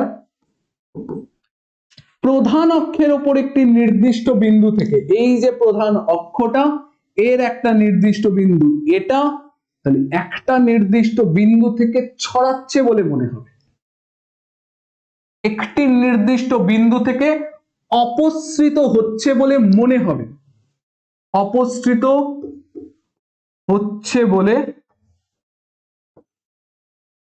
মনে হবে। এই নির্দিষ্ট বিন্দুটিকে কি বলে, উত্তল দর্পণের মুখ্য ফোকাস। এই নির্দিষ্ট বিন্দুটাকে কি বলে, উত্তল দর্পণের মুখ্য ফোকাস। ডাউট ইজ ওয়াটারের মতো ক্লিয়ার। চলো এত অব্দি ক্লিয়ার, কারো কোনো রকম কনফিউশন নেই। চলো ছক করে লেখা প্র্যাকটিস করো, তোমাকে বললাম এইটাই তোমাদের সুবিধা। একে কি, তোমরা আমার ক্লাস চলতে চলতে তোমরা ডেফিনেশন খাতায় লিখে নিতে পারবে। দুই নাম্বার কি, পরীক্ষার আগে তোমরা স্পিডে রিভিশন করতে পারবে। তিন নাম্বার কি, তোমরা জিনিসটা তাড়াতাড়ি বুঝে যাবে। ঠিক আছে, চলো কারো কোনো রকম কনফিউশন থাকলে আমাকে জানাও, নয়তো পরের পার্টটাতে যাচ্ছি।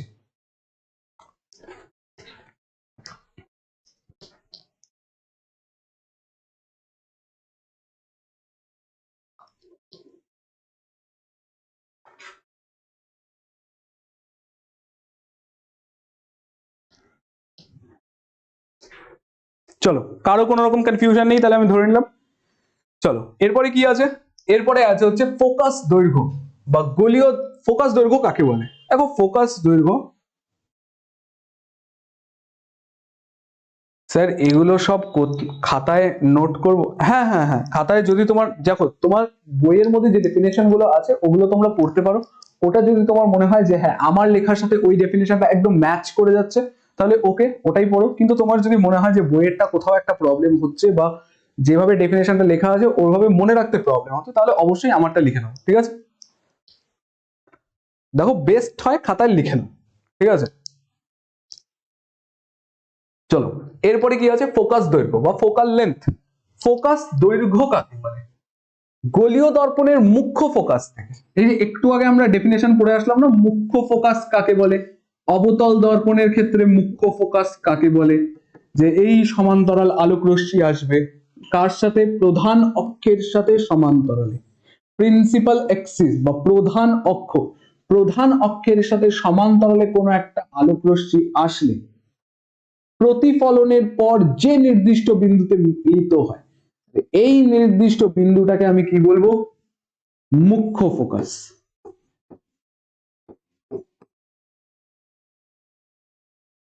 কি বলবো? মুখ্য ফোকাস। এই মুখ্য ফোকাস থেকে পোলের ডিস্টেন্সটাকে আমরা কি বলবো? ফোকাল দৈর্ঘ্য বা ফোকাস দূরত্ব বা ফোকাস দৈর্ঘ্য, যা ইচ্ছা। ফোকাস দৈর্ঘ্য বা ফোকাল লেন্থ বলে।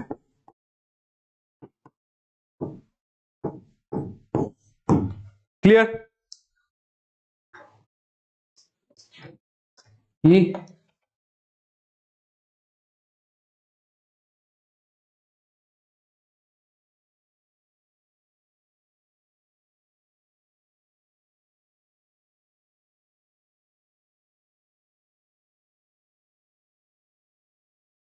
আর আপনার ডেফিনেশনটা বইয়ের থেকেও ইজি।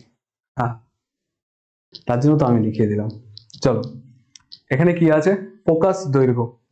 দেখো, ফোকাস দৈর্ঘ্য কাকে বলে? মুখ্য ফোকাস আর মেরুর মাঝের দূরত্বটাকে আমরা কি বলবো? ফোকাস দৈর্ঘ্য। ঠিক আছে শুভজিৎ? আরেকবার, চলো আরেকবার।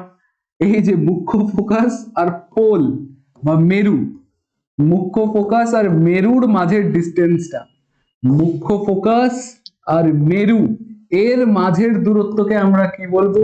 এর মাঝের দূরত্বকে আমরা বলবো ফোকাল লেন্থ বা ফোকাস দৈর্ঘ্য।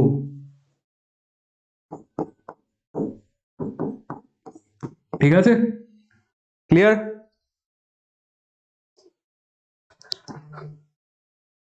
বেটা বেটা বহুত হো চুকা হ্যায়। আরেকবার এই জিনিসটা, এটা কিচ্ছু নাই, এটার মধ্যে ফোকাস আর মেরুর মধ্যে দূরত্ব যেটা আছে, এই দূরত্বটাকে কি বলে? ফোকাল লেন্থ বলে। চলো, নেক্সট যেটা আমাদেরকে পড়তে হবে ওটা হচ্ছে রে ডায়াগ্রাম। ক্লিয়ার? চলো, হ্যাঁ ঠিক আছে। চলো, এবার যে জিনিসটা আমাদেরকে পড়তে হবে ওটা হচ্ছে রে ডায়াগ্রাম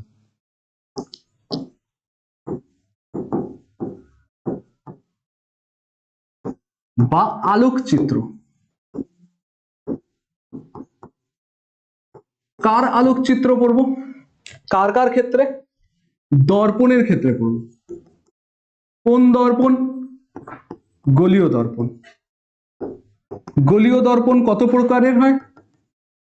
শুরুর থেকে বলে আসছি, গোলীয় দর্পণ এখানে আমরা দুই ধরনের, একটা হচ্ছে অবতল দর্পণ, আরেকটা হচ্ছে উত্তল দর্পণ।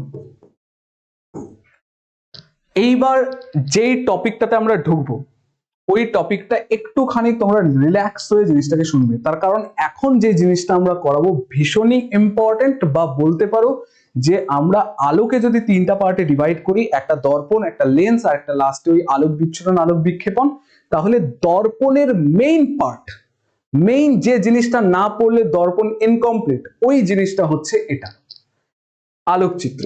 যার জন্য এতক্ষণ ধরে আমরা ঘাটাঘাটি করলাম ওই জিনিসটা হচ্ছে এটা, আলোকচিত্র। অবতল দর্পণের অবতল দর্পণের আলোকচিত্র পড়বো, উত্তল দর্পণের আলোকচিত্র। অবতল দর্পণ কি এখানে বেশি ইম্পর্টেন্ট। কেন ইম্পর্টেন্ট? কারণ অবতল দর্পণের ক্ষেত্রে আলোকচিত্রের 6টা কেস আছে, এখানে আমরা কেস স্টাডি করব, ঠিক আছে। উত্তল দর্পণের একটাই কেস আছে, তো এটা তো ইজি, এটা মনে রাখা সব থেকে ইজি। তো আমরা কি করব, অবতল দর্পণের 6টা কেস, উত্তল দর্পণের একটা কেস পড়ব। দেখো, তার আগে যে জিনিসটা জানতে হবে, এই যে আলোকচিত্রগুলো আমরা ড্রয়িং করব তার কি থাকবে, রুলস থাকবে। তোমরা হয়তো বইয়ে ওভাবে খুঁজে পাবে না যে হ্যাঁ একটা দুটা তিনটা আলাদা করে রুলস লেখা আছে বা কিছু, তোমাদের বোঝার জন্যই এই জিনিসগুলো। রুলস 1, রুলস 2, রুলস 3 আর এদিক থেকে রুলস 4 থাকবে। 4টা রুলস যদি তোমাদের ক্লিয়ার থাকে তাহলে গোলীয় দর্পণের যে আলোকচিত্রগুলো আছে এটা বুঝতে তোমার কোনো রকম প্রবলেম হবে না। তাহলে ফার্স্ট যে জিনিসটা আছে, চলো এটাতে আসি। এই একটা পেজের মধ্যে আমরা কি করব, যে রুলস গুলো সব ক্লিয়ার করে নেব। চলো এখানে লিখে নিই, রুল 1, রুল 2, রুল 3, রুল 4। কালারটা একটুখানি কিসে করতে লাগবে দেখে নিচ্ছি, ঠিক আছে। দেখো, রুল 1-এ আমরা কি জানবো, আমরা জানবো যে প্রধান অক্ষ পিএ। পিএ মানে কি, পিএ মানে হচ্ছে প্রধান অক্ষ, ঠিক আছে। দেখতে পাচ্ছ সবার কোনো রকম প্রবলেম হচ্ছে না? না। মুখ্য ফোকাসকে ইংলিশে কি বলে?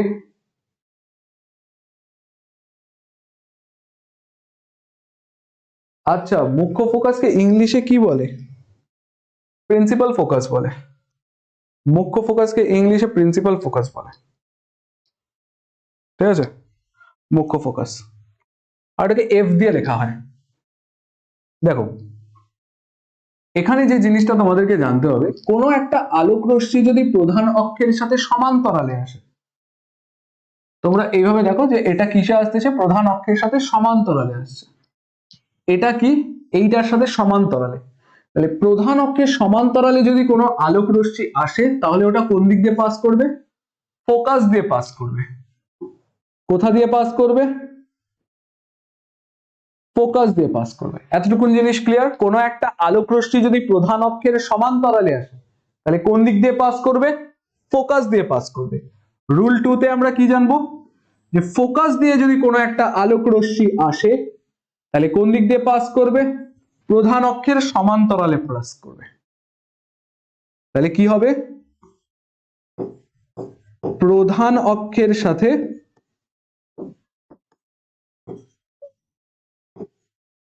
সমান্তরালে যাবে।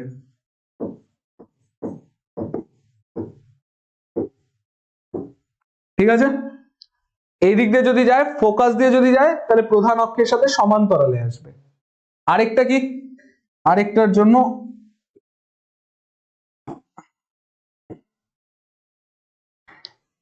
সেন্টার অফ কার্ভেচার দিয়ে যদি কোনো আলোক রশ্মি যায়, এভাবে না, এই যে সেন্টার অফ কার্ভেচার দিয়ে যদি কোনো একটা আলোক রশ্মি যায়, সেন্টার অফ কার্ভেচার মানে কি, সেন্টার অফ কার্ভেচার মানে হচ্ছে বক্রতা কেন্দ্র। বক্রতা কেন্দ্র দিয়ে যদি যায়, বক্রতা কেন্দ্র দিয়ে যদি কোনো আলোক রশ্মি যায়, এটা আবার কোন দিক দিয়ে পাস করবে, বক্রতা কেন্দ্র দিয়ে পাস করবে, মানে এটা এই দিক দিয়েই পাস করবে। ঠিক আছে,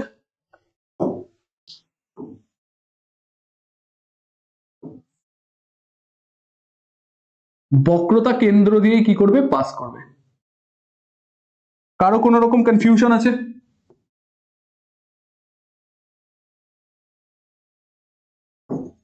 এত অব্দি ক্লিয়ার? বক্রতা কেন্দ্র দিয়ে যদি কোনো আলোক রশ্মি আসে তাহলে বক্রতা কেন্দ্র দিয়েই পাস করবে। এত অব্দি ক্লিয়ার, বুঝতে পারছো? নেক্সট যেটা আছে ওটা হচ্ছে, কোনো আলোক রশ্মি যদি এখানে আসে, মেরুতে পড়ে তাহলে কি এটা এখান দিয়ে পাস করবে। আর এই ক্ষেত্রে কি হবে আমি তোমাদেরকে বলে দিচ্ছি,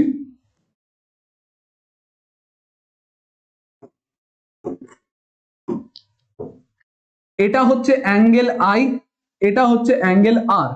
আর আমরা প্রতিফলনের দ্বিতীয় সূত্রতে পড়ে এসেছি না, angle i is equals to angle r. আপতন কোণ আর প্রতিফলন কোণ সর্বদা কি হয়, সমান হয়। তাহলে এখানে অ্যাঙ্গেল আই আর অ্যাঙ্গেল আরটা কি হবে, সেম হবে। ভালেই এই জিনিসটা আমাদের অত ইউজ হবে না, ঠিক আছে, এই পার্টটা অত আমাদের ইউজ হবে না, বাকি তিনটা দিয়ে আমাদের যা করার কমপ্লিট হয়ে যাবে, ঠিক আছে। আরেকবার বোঝান স্যার, 2 নাম্বারটা বুঝতে পারলাম না, ঠিক আছে। দেখো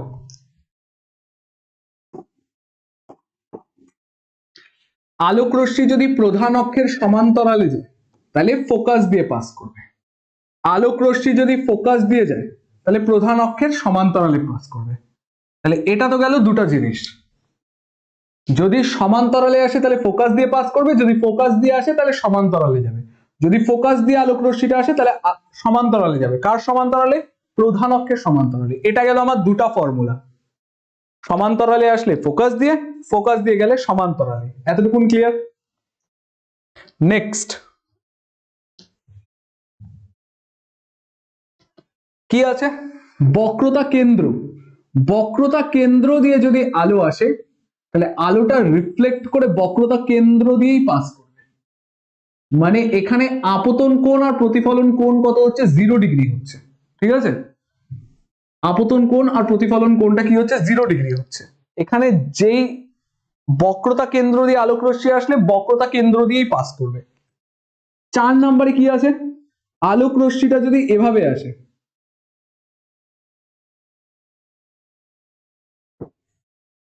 আসলো মেরুতে পড়লো, তাহলে এই দিক দিয়ে পাস করবে। আর এই ক্ষেত্রে আই আর আরটা কি হবে, সেম হবে। এই অ্যাঙ্গেলটা আর এই অ্যাঙ্গেলটা কি হবে, সেম হবে। চলো এবার বুঝতে পারছো সবাই?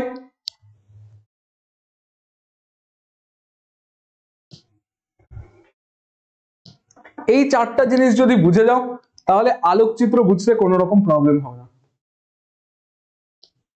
বলো বলো তাড়াতাড়ি বলো, হ্যাঁ না কিছু তো বলো। বুঝতে পারছো? হ্যাঁ ঠিক আছে।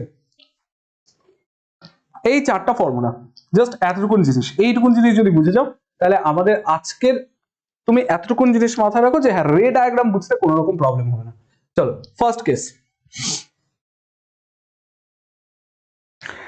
রে ডায়াগ্রামের এক একটা কেস করে পড়বো। এটা কি, অবতল দর্পণের ক্ষেত্রে। তাহলে ফার্স্টেই বলে রাখি এটা অবতল, বা হেডিংই করে দিই আগের পেজে। দেখো এবার আমরা কোনটা করব,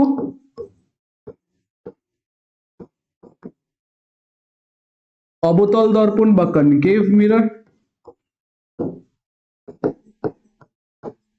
এর 6টা কেস করব, ঠিক আছে। 6টা কেস করব। আর 6টা কেস কি করে, অবতল দর্পণ যদি এটা হয়, অবতল দর্পণ যদি এটা হয়, এটা যদি সেন্টার অফ কার্ভেচার বা বক্রতা কেন্দ্র হয়, এতটুকুন জিনিস মাথায় রাখো, পরে এটা প্রুভিং আছে। সেন্টার অফ কার্ভেচার আর পোল মানে বক্রতা কেন্দ্র আর মেরুর ঠিক মাঝখানে কে থাকে, ফোকাস থাকে। বক্রতা কেন্দ্র আর মেরুর ঠিক মাঝখানে কে থাকে, ফোকাস থাকে। এতটুকুন জিনিস ক্লিয়ার? বক্রতা কেন্দ্র আর মেরুর ঠিক মাঝখানে কে থাকবে, ফোকাস থাকবে। তাহলে এখানে আমরা বস্তুকে কোথায় রাখতে পারবো, একবার অসীমে রাখবো, একবার বস্তুকে সেন্টার অফ কার্ভেচার আর বক্রতা কেন্দ্রের মাঝখানে রাখবো, আরেকবার বস্তুটাকে আমরা কোথায় রাখবো, বক্রতা কেন্দ্রে রাখবো, আরেকবার বস্তুটাকে বক্রতা কেন্দ্র আর ফোকাসের মাঝখানে রাখবো, দেন পরের কেসে আমরা বস্তুটাকে ফোকাসে রাখবো, লাস্ট কেসে আমরা ফোকাস আর পোলের মাঝখানে বস্তুটাকে রাখবো। তাহলে এটা কটা কেস গেল, বস্তুটাকে আমরা কোথায় কোথায় রাখতে পারবো, 1 নাম্বার আমরা রাখতে পারবো অসীমে, 2 নাম্বার আমরা রাখতে পারবো অসীম আর বক্রতা কেন্দ্রর মাঝখানে, 3 নাম্বার আমরা কোথায় রাখবো, বক্রতা কেন্দ্রে, 4 নাম্বার আমরা কোথায় রাখবো, বক্রতা কেন্দ্র আর ফোকাসের মাঝখানে। 5 নাম্বার রাখবো ফোকাসে, 6 নাম্বার রাখবো ফোকাস আর পোলের মাঝখানে।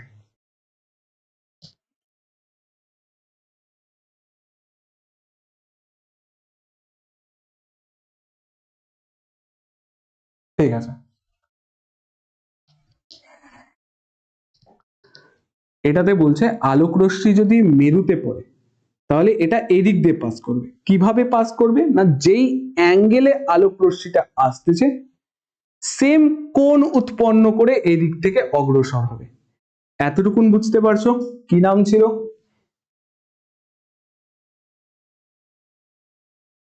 হ্যাঁ, এতটুকুন জিনিস বুঝতে পারছো? এখান থেকে আলোক রশ্মিটা আসছে, এখানে যেই কোণটা উৎপন্ন করবে প্রধান অক্ষের সাথে এই দিকে সেম কোণ উৎপন্ন করে এই দিকে অগ্রসর হবে।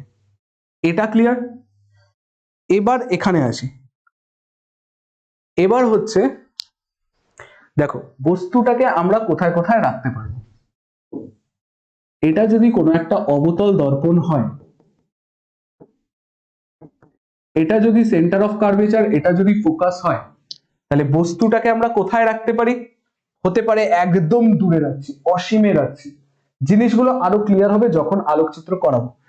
একদম দূরে রাখছি, এটা একটা কেস হতে পারে। তাহলে আমি কি বলবো? বস্তুটাকে অসীমে রাখছি। আরেকটা হতে পারে সেন্টার অফ কার্ভেচারের বাইরে রাখছি। দেখো সেন্টার অফ কার্ভেচার বা বক্রতা কেন্দ্র এটা, এটার বাইরে বস্তুটাকে রাখছি। 2 নাম্বার কেস। 3 নাম্বার কেসে কি করব? বক্রতা কেন্দ্রের ওপরে বস্তুটাকে রাখবো। 3 নাম্বার কেস। এরপরে কি করব? বক্রতা কেন্দ্র আর ফোকাসের মাঝখানে বস্তুটাকে রাখবো, দেন ফোকাসে রাখবো, দেন ফোকাস আর পোলের মাঝখানে।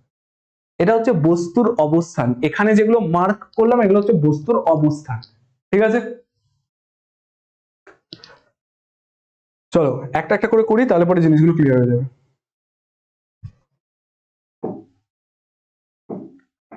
এখানে কি আছে? বস্তুটা কি আছে? বস্তুটা অসীমে আছে। তাহলে বস্তু কোথায় আছে? বস্তু হচ্ছে অসীমে। ঠিক আছে, ঠিক আছে, বস্তু যদি অসীমে হয় তাহলে এটা হচ্ছে কেস 1। তাহলে আলোক রশ্মি কিভাবে আসবে?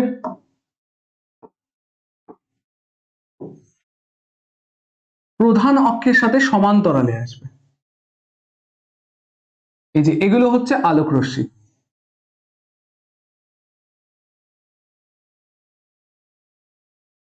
তাহলে অসীমে যদি কোনো রকম বস্তু থাকে, অসীমে কোনো বস্তু থাকলে বস্তুতে, বস্তুর থেকে আলোটা কিভাবে আসবে? প্রধান অক্ষের সাথে সমান্তরালে আসবে। ঠিক আছে, হ্যাঁ আরেকটু হবে। ঠিক আছে, আর 10 মিনিট একটু ধরে রাখো। কতক্ষণ আছে? আর 10 মিনিট ধরে রাখো। ঠিক আছে, দেখো এখানে কি আছে? অসীম থেকে যদি বস্তু আসে তাহলে অসীম থেকে, অসীমে যদি কোনো একটা বস্তু থাকে তাহলে ওই বস্তুটার থেকে আলোক রশ্মি কিভাবে আসবে? প্রধান অক্ষের সাথে সমান্তরালে আসবে। তাহলে প্রধান অক্ষের সাথে যদি সমান্তরালে আসে, তোমাকে ফার্স্ট ফর্মুলাটাতে আমরা কি করে গেছিলাম? সমান্তরালে যদি আলোক রশ্মি আসে তাহলে ফোকাস দিয়ে পাস করবে। তাহলে এখানে কি হবে? আলোক রশ্মি ফোকাস দিয়ে পাস করবে। তাহলে এই যে ফোকাস দিয়ে পাস করবে। এখানে কি হবে? আলোক রশ্মি ফোকাস দিয়ে পাস করবে। এখানে কি হবে? ফোকাস দিয়ে পাস করবে। এটাতে কি হবে? ফোকাস দিয়ে, ফোকাস দিয়ে পাস করবে। তাহলে এইখানে কি হচ্ছে আমার? এখানে প্রতিবিম্ব উৎপন্ন হবে। তাহলে প্রতিবিম্ব কোথায় উৎপন্ন হবে? আলোক রশ্মি যেখানে মিলিত হয় ওখানে প্রতিবিম্ব উৎপন্ন হয়। আলোক রশ্মি যেখানে মিলিত হয় ওখানে প্রতিবিম্ব উৎপন্ন হয়। তাহলে কি হচ্ছে? সমান্তরালে আলোক রশ্মি আসছে, ফোকাস দিয়ে পাস করবে। তাহলে বস্তু কোথায় ছিল? বস্তু অসীমে ছিল। তাহলে প্রতিবিম্ব কোথায় উৎপন্ন হচ্ছে? প্রতিবিম্ব উৎপন্ন হবে ফোকাসে। প্রতিবিম্ব কোথায় উৎপন্ন হয়? প্রতিবিম্ব উৎপন্ন হবে হচ্ছে ফোকাসে। প্রতিবিম্বের বৈশিষ্ট্য কি হবে?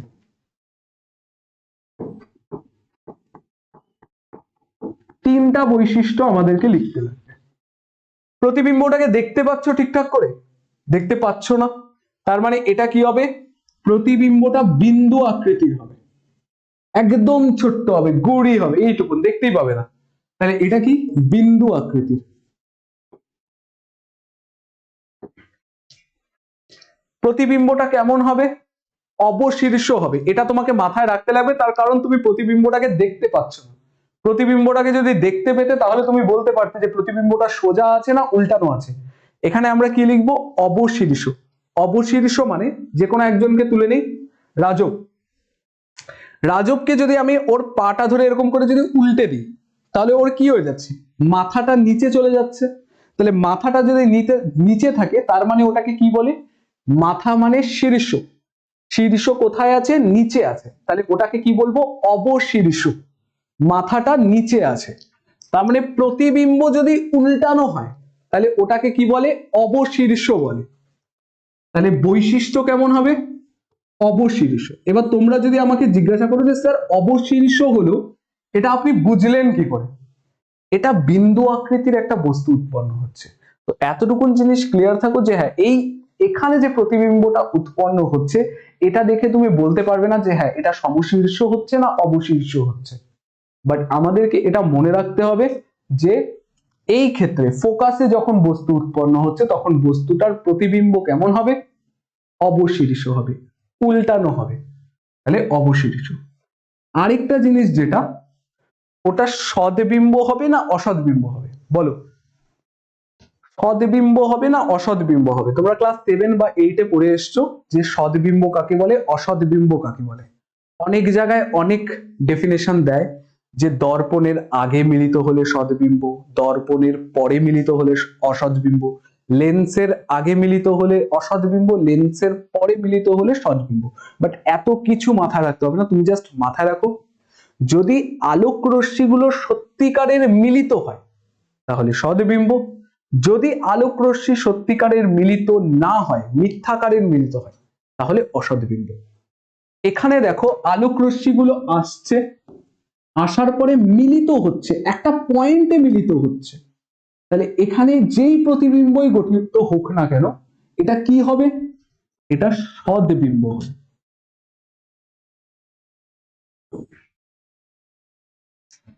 সদ্বিম্ব হবে। ক্লিয়ার? মনে নাই স্যার। আচ্ছা ঠিক আছে, আপাতত এটাই মাথায় রাখো, যদি আলোক রশ্মি সত্যিকারের মিলিত হয় তাহলে সদ্বিম্ব, যদি সত্যিকারের মিলিত না হয়, মিথ্যাকারের মিলিত হয় তাহলে হচ্ছে অসদ্বিম্ব। এবার মিথ্যাকারের কি করে মিলিত হয় ওটা আমি পরে দেখাচ্ছি। নাইস, একবার এইটা বুঝে গেলে এর পরের যে ছবিগুলো আছে ওগুলো বুঝতে প্রবলেম হবে না।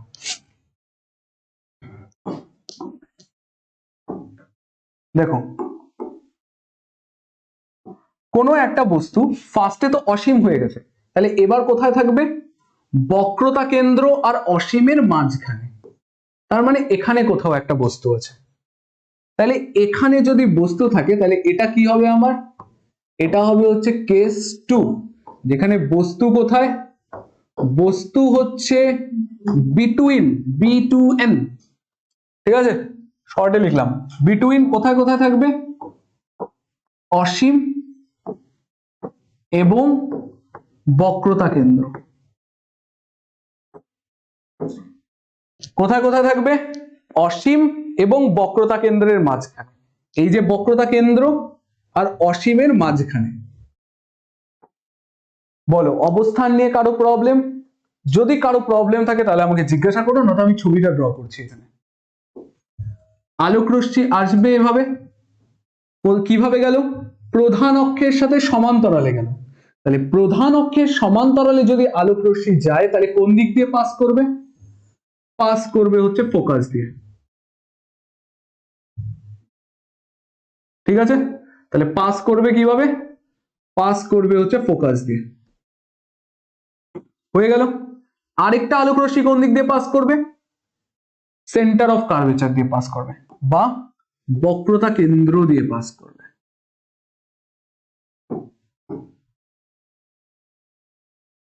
তাহলে আলোক রশ্মি এদিক দিয়ে পাস করলো আর এদিক দিয়ে পাস করলো, তাহলে প্রতিবিম্ব কোথায় উৎপন্ন হবে? যেখানে আলোক রশ্মি মিলিত হবে ওখানেই প্রতিবিম্ব উৎপন্ন হবে। তাহলে আলোক রশ্মি মিলিত কোথায় হচ্ছে? এখানে। প্রতিবিম্ব উৎপন্ন কোথায় হবে? এখানে। ঠিক আছে, তাহলে বস্তু কোথায় আছে? বিটুইন অসীম এবং বক্রতা কেন্দ্র, অসীম এবং বক্রতা কেন্দ্রের মাঝখানে আছে। তাহলে প্রতিবিম্ব কোথায় উৎপন্ন হচ্ছে? প্রতিবিম্ব কোথায় উৎপন্ন হচ্ছে? সেন্টার অফ কার্ভেচার আর ফোকাসের মাঝখানে, বক্রতা কেন্দ্র আর ফোকাসের মাঝখানে। তাহলে প্রতিবিম্ব কোথায় হচ্ছে? বক্রতা কেন্দ্র এবং ফোকাসের মাঝখানে।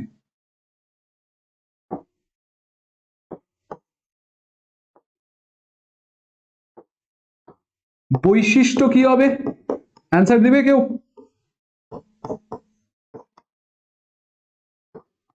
বৈশিষ্ট্য কি হবে? এই যে বৈশিষ্ট্য লাস্ট, বলো বৈশিষ্ট্য কি হবে? রাজব শেখ বলছে কেন স্যার? কি কেন? আরে কোশ্চেনটা কমপ্লিট করো। আচ্ছা, বুঝতে পারলাম না কেন হলো। আচ্ছা ঠিক আছে, দেখো এখান থেকে আলোক রশ্মি আসছে, কিভাবে আসছে? প্রধান অক্ষের সাথে সমান্তরালে আসছে। যদি আসে কি হবে? ফোকাস দিয়ে পাস করবে। আরেকটা আলোক রশ্মি কোন দিক দিয়ে যাবে?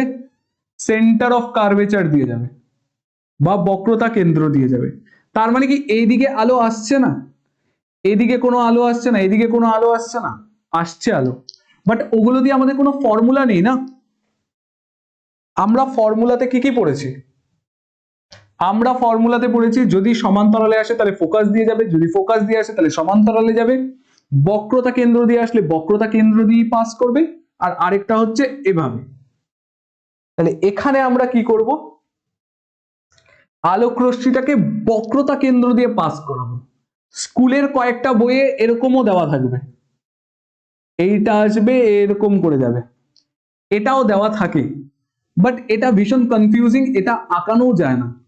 তো ইজি যেটা, এটা মাথায় রাখো যে হ্যাঁ বক্রতা কেন্দ্র দিয়ে পাস করবে। এখানে যদি এই দর্পণটা যদি আরো বড় হতো তাহলে এদিক দিয়ে যেত, আবার এই দিক দিয়ে উল্টা দিকে চলে যেত, বাট দর্পণটা অত বড় না, তার মানে কি হবে? এটা এতটুকুনি হবে, আলো এই দিক দিয়ে পাস করবে। ঠিক আছে, তাহলে আলোক রশ্মি মিলিত হচ্ছে এখানে, তাহলে প্রতিবিম্ব গঠিত হবে এখানে। বৈশিষ্ট্য কি হবে? ছোট হবে আকারে। প্রতিবিম্ব কেমন হবে? ছোট হবে আকারে বা ক্ষুদ্রাকার লিখতে পারো। সাথে কি হবে? উল্টানো হবে।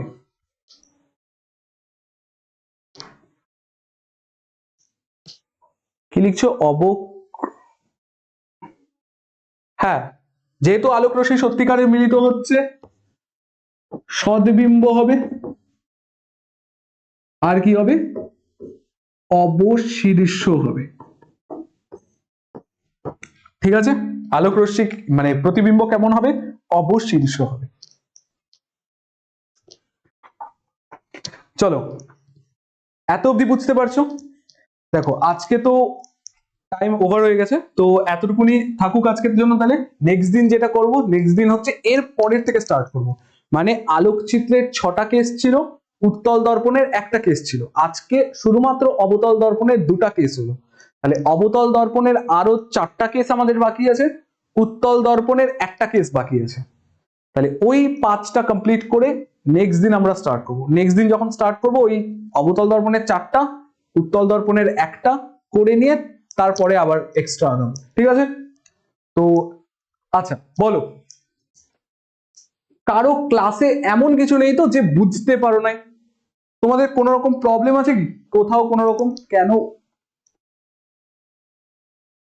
অবশীর্ষ কেন হলো? এই যে বস্তুটা এখানে আছে, বস্তুটা এখানে উল্টা উৎপন্ন হচ্ছে। দেখো বস্তুর মাথাটা এখানে, এখানে বস্তুর মাথাটা উৎপন্ন হচ্ছে, তার মানে কি হচ্ছে? বস্তুটা অবশীর্ষ হচ্ছে, উল্টে যাচ্ছে। তুমি এখানে দেখো বস্তুর মাথার যে আলো, মানে এখানে যে আলোটা আছে, আলোটা এদিক দিয়ে গিয়ে এখানে আসলো, আর এইদিকে বস্তুর মাথায় যে আলোটা আছে ওটা এদিকে আসলো, তাহলে এই জায়গার আলোটা কোথায় আছে, এখানে মিলিত হচ্ছে, তাহলে বস্তুটা কি হচ্ছে, উল্টানো হচ্ছে।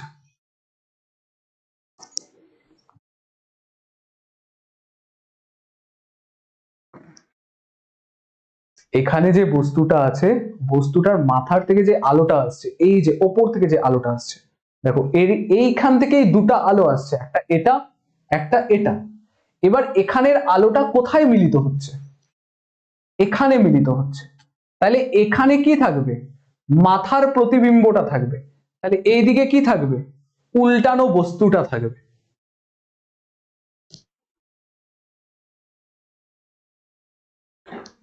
Thank you, thank you. আচ্ছা, ঠিক আছে। দেখো এই চ্যাপ্টারটা, মানে আমি যদি বলি ফার্স্ট সামেটিভের সব থেকে কঠিন চ্যাপ্টার হচ্ছে আলো। আলো যদি একবার বুঝে নাও তাহলে আর কোনো রকম প্রবলেম হবে না। কঠিন না, মানে অ্যাকচুয়ালি এতটা বড় চ্যাপ্টার, এত লেন্দি চ্যাপ্টার, যেটাতে কি হয় অনেকেই করতে করতে ইন্টারেস্ট হারিয়ে ফেলে। তো এখন তোমাদের মোটিভেশন হাই আছে, ইন্টারেস্ট হাই আছে, মাধ্যমিক 2027-এর জন্য তোমরা প্রিপারেশন ফুল দমে স্টার্ট করছো, তো ফার্স্টেই এই চ্যাপ্টারটা কমপ্লিট করো, ঠিক আছে? Thank you Tejas.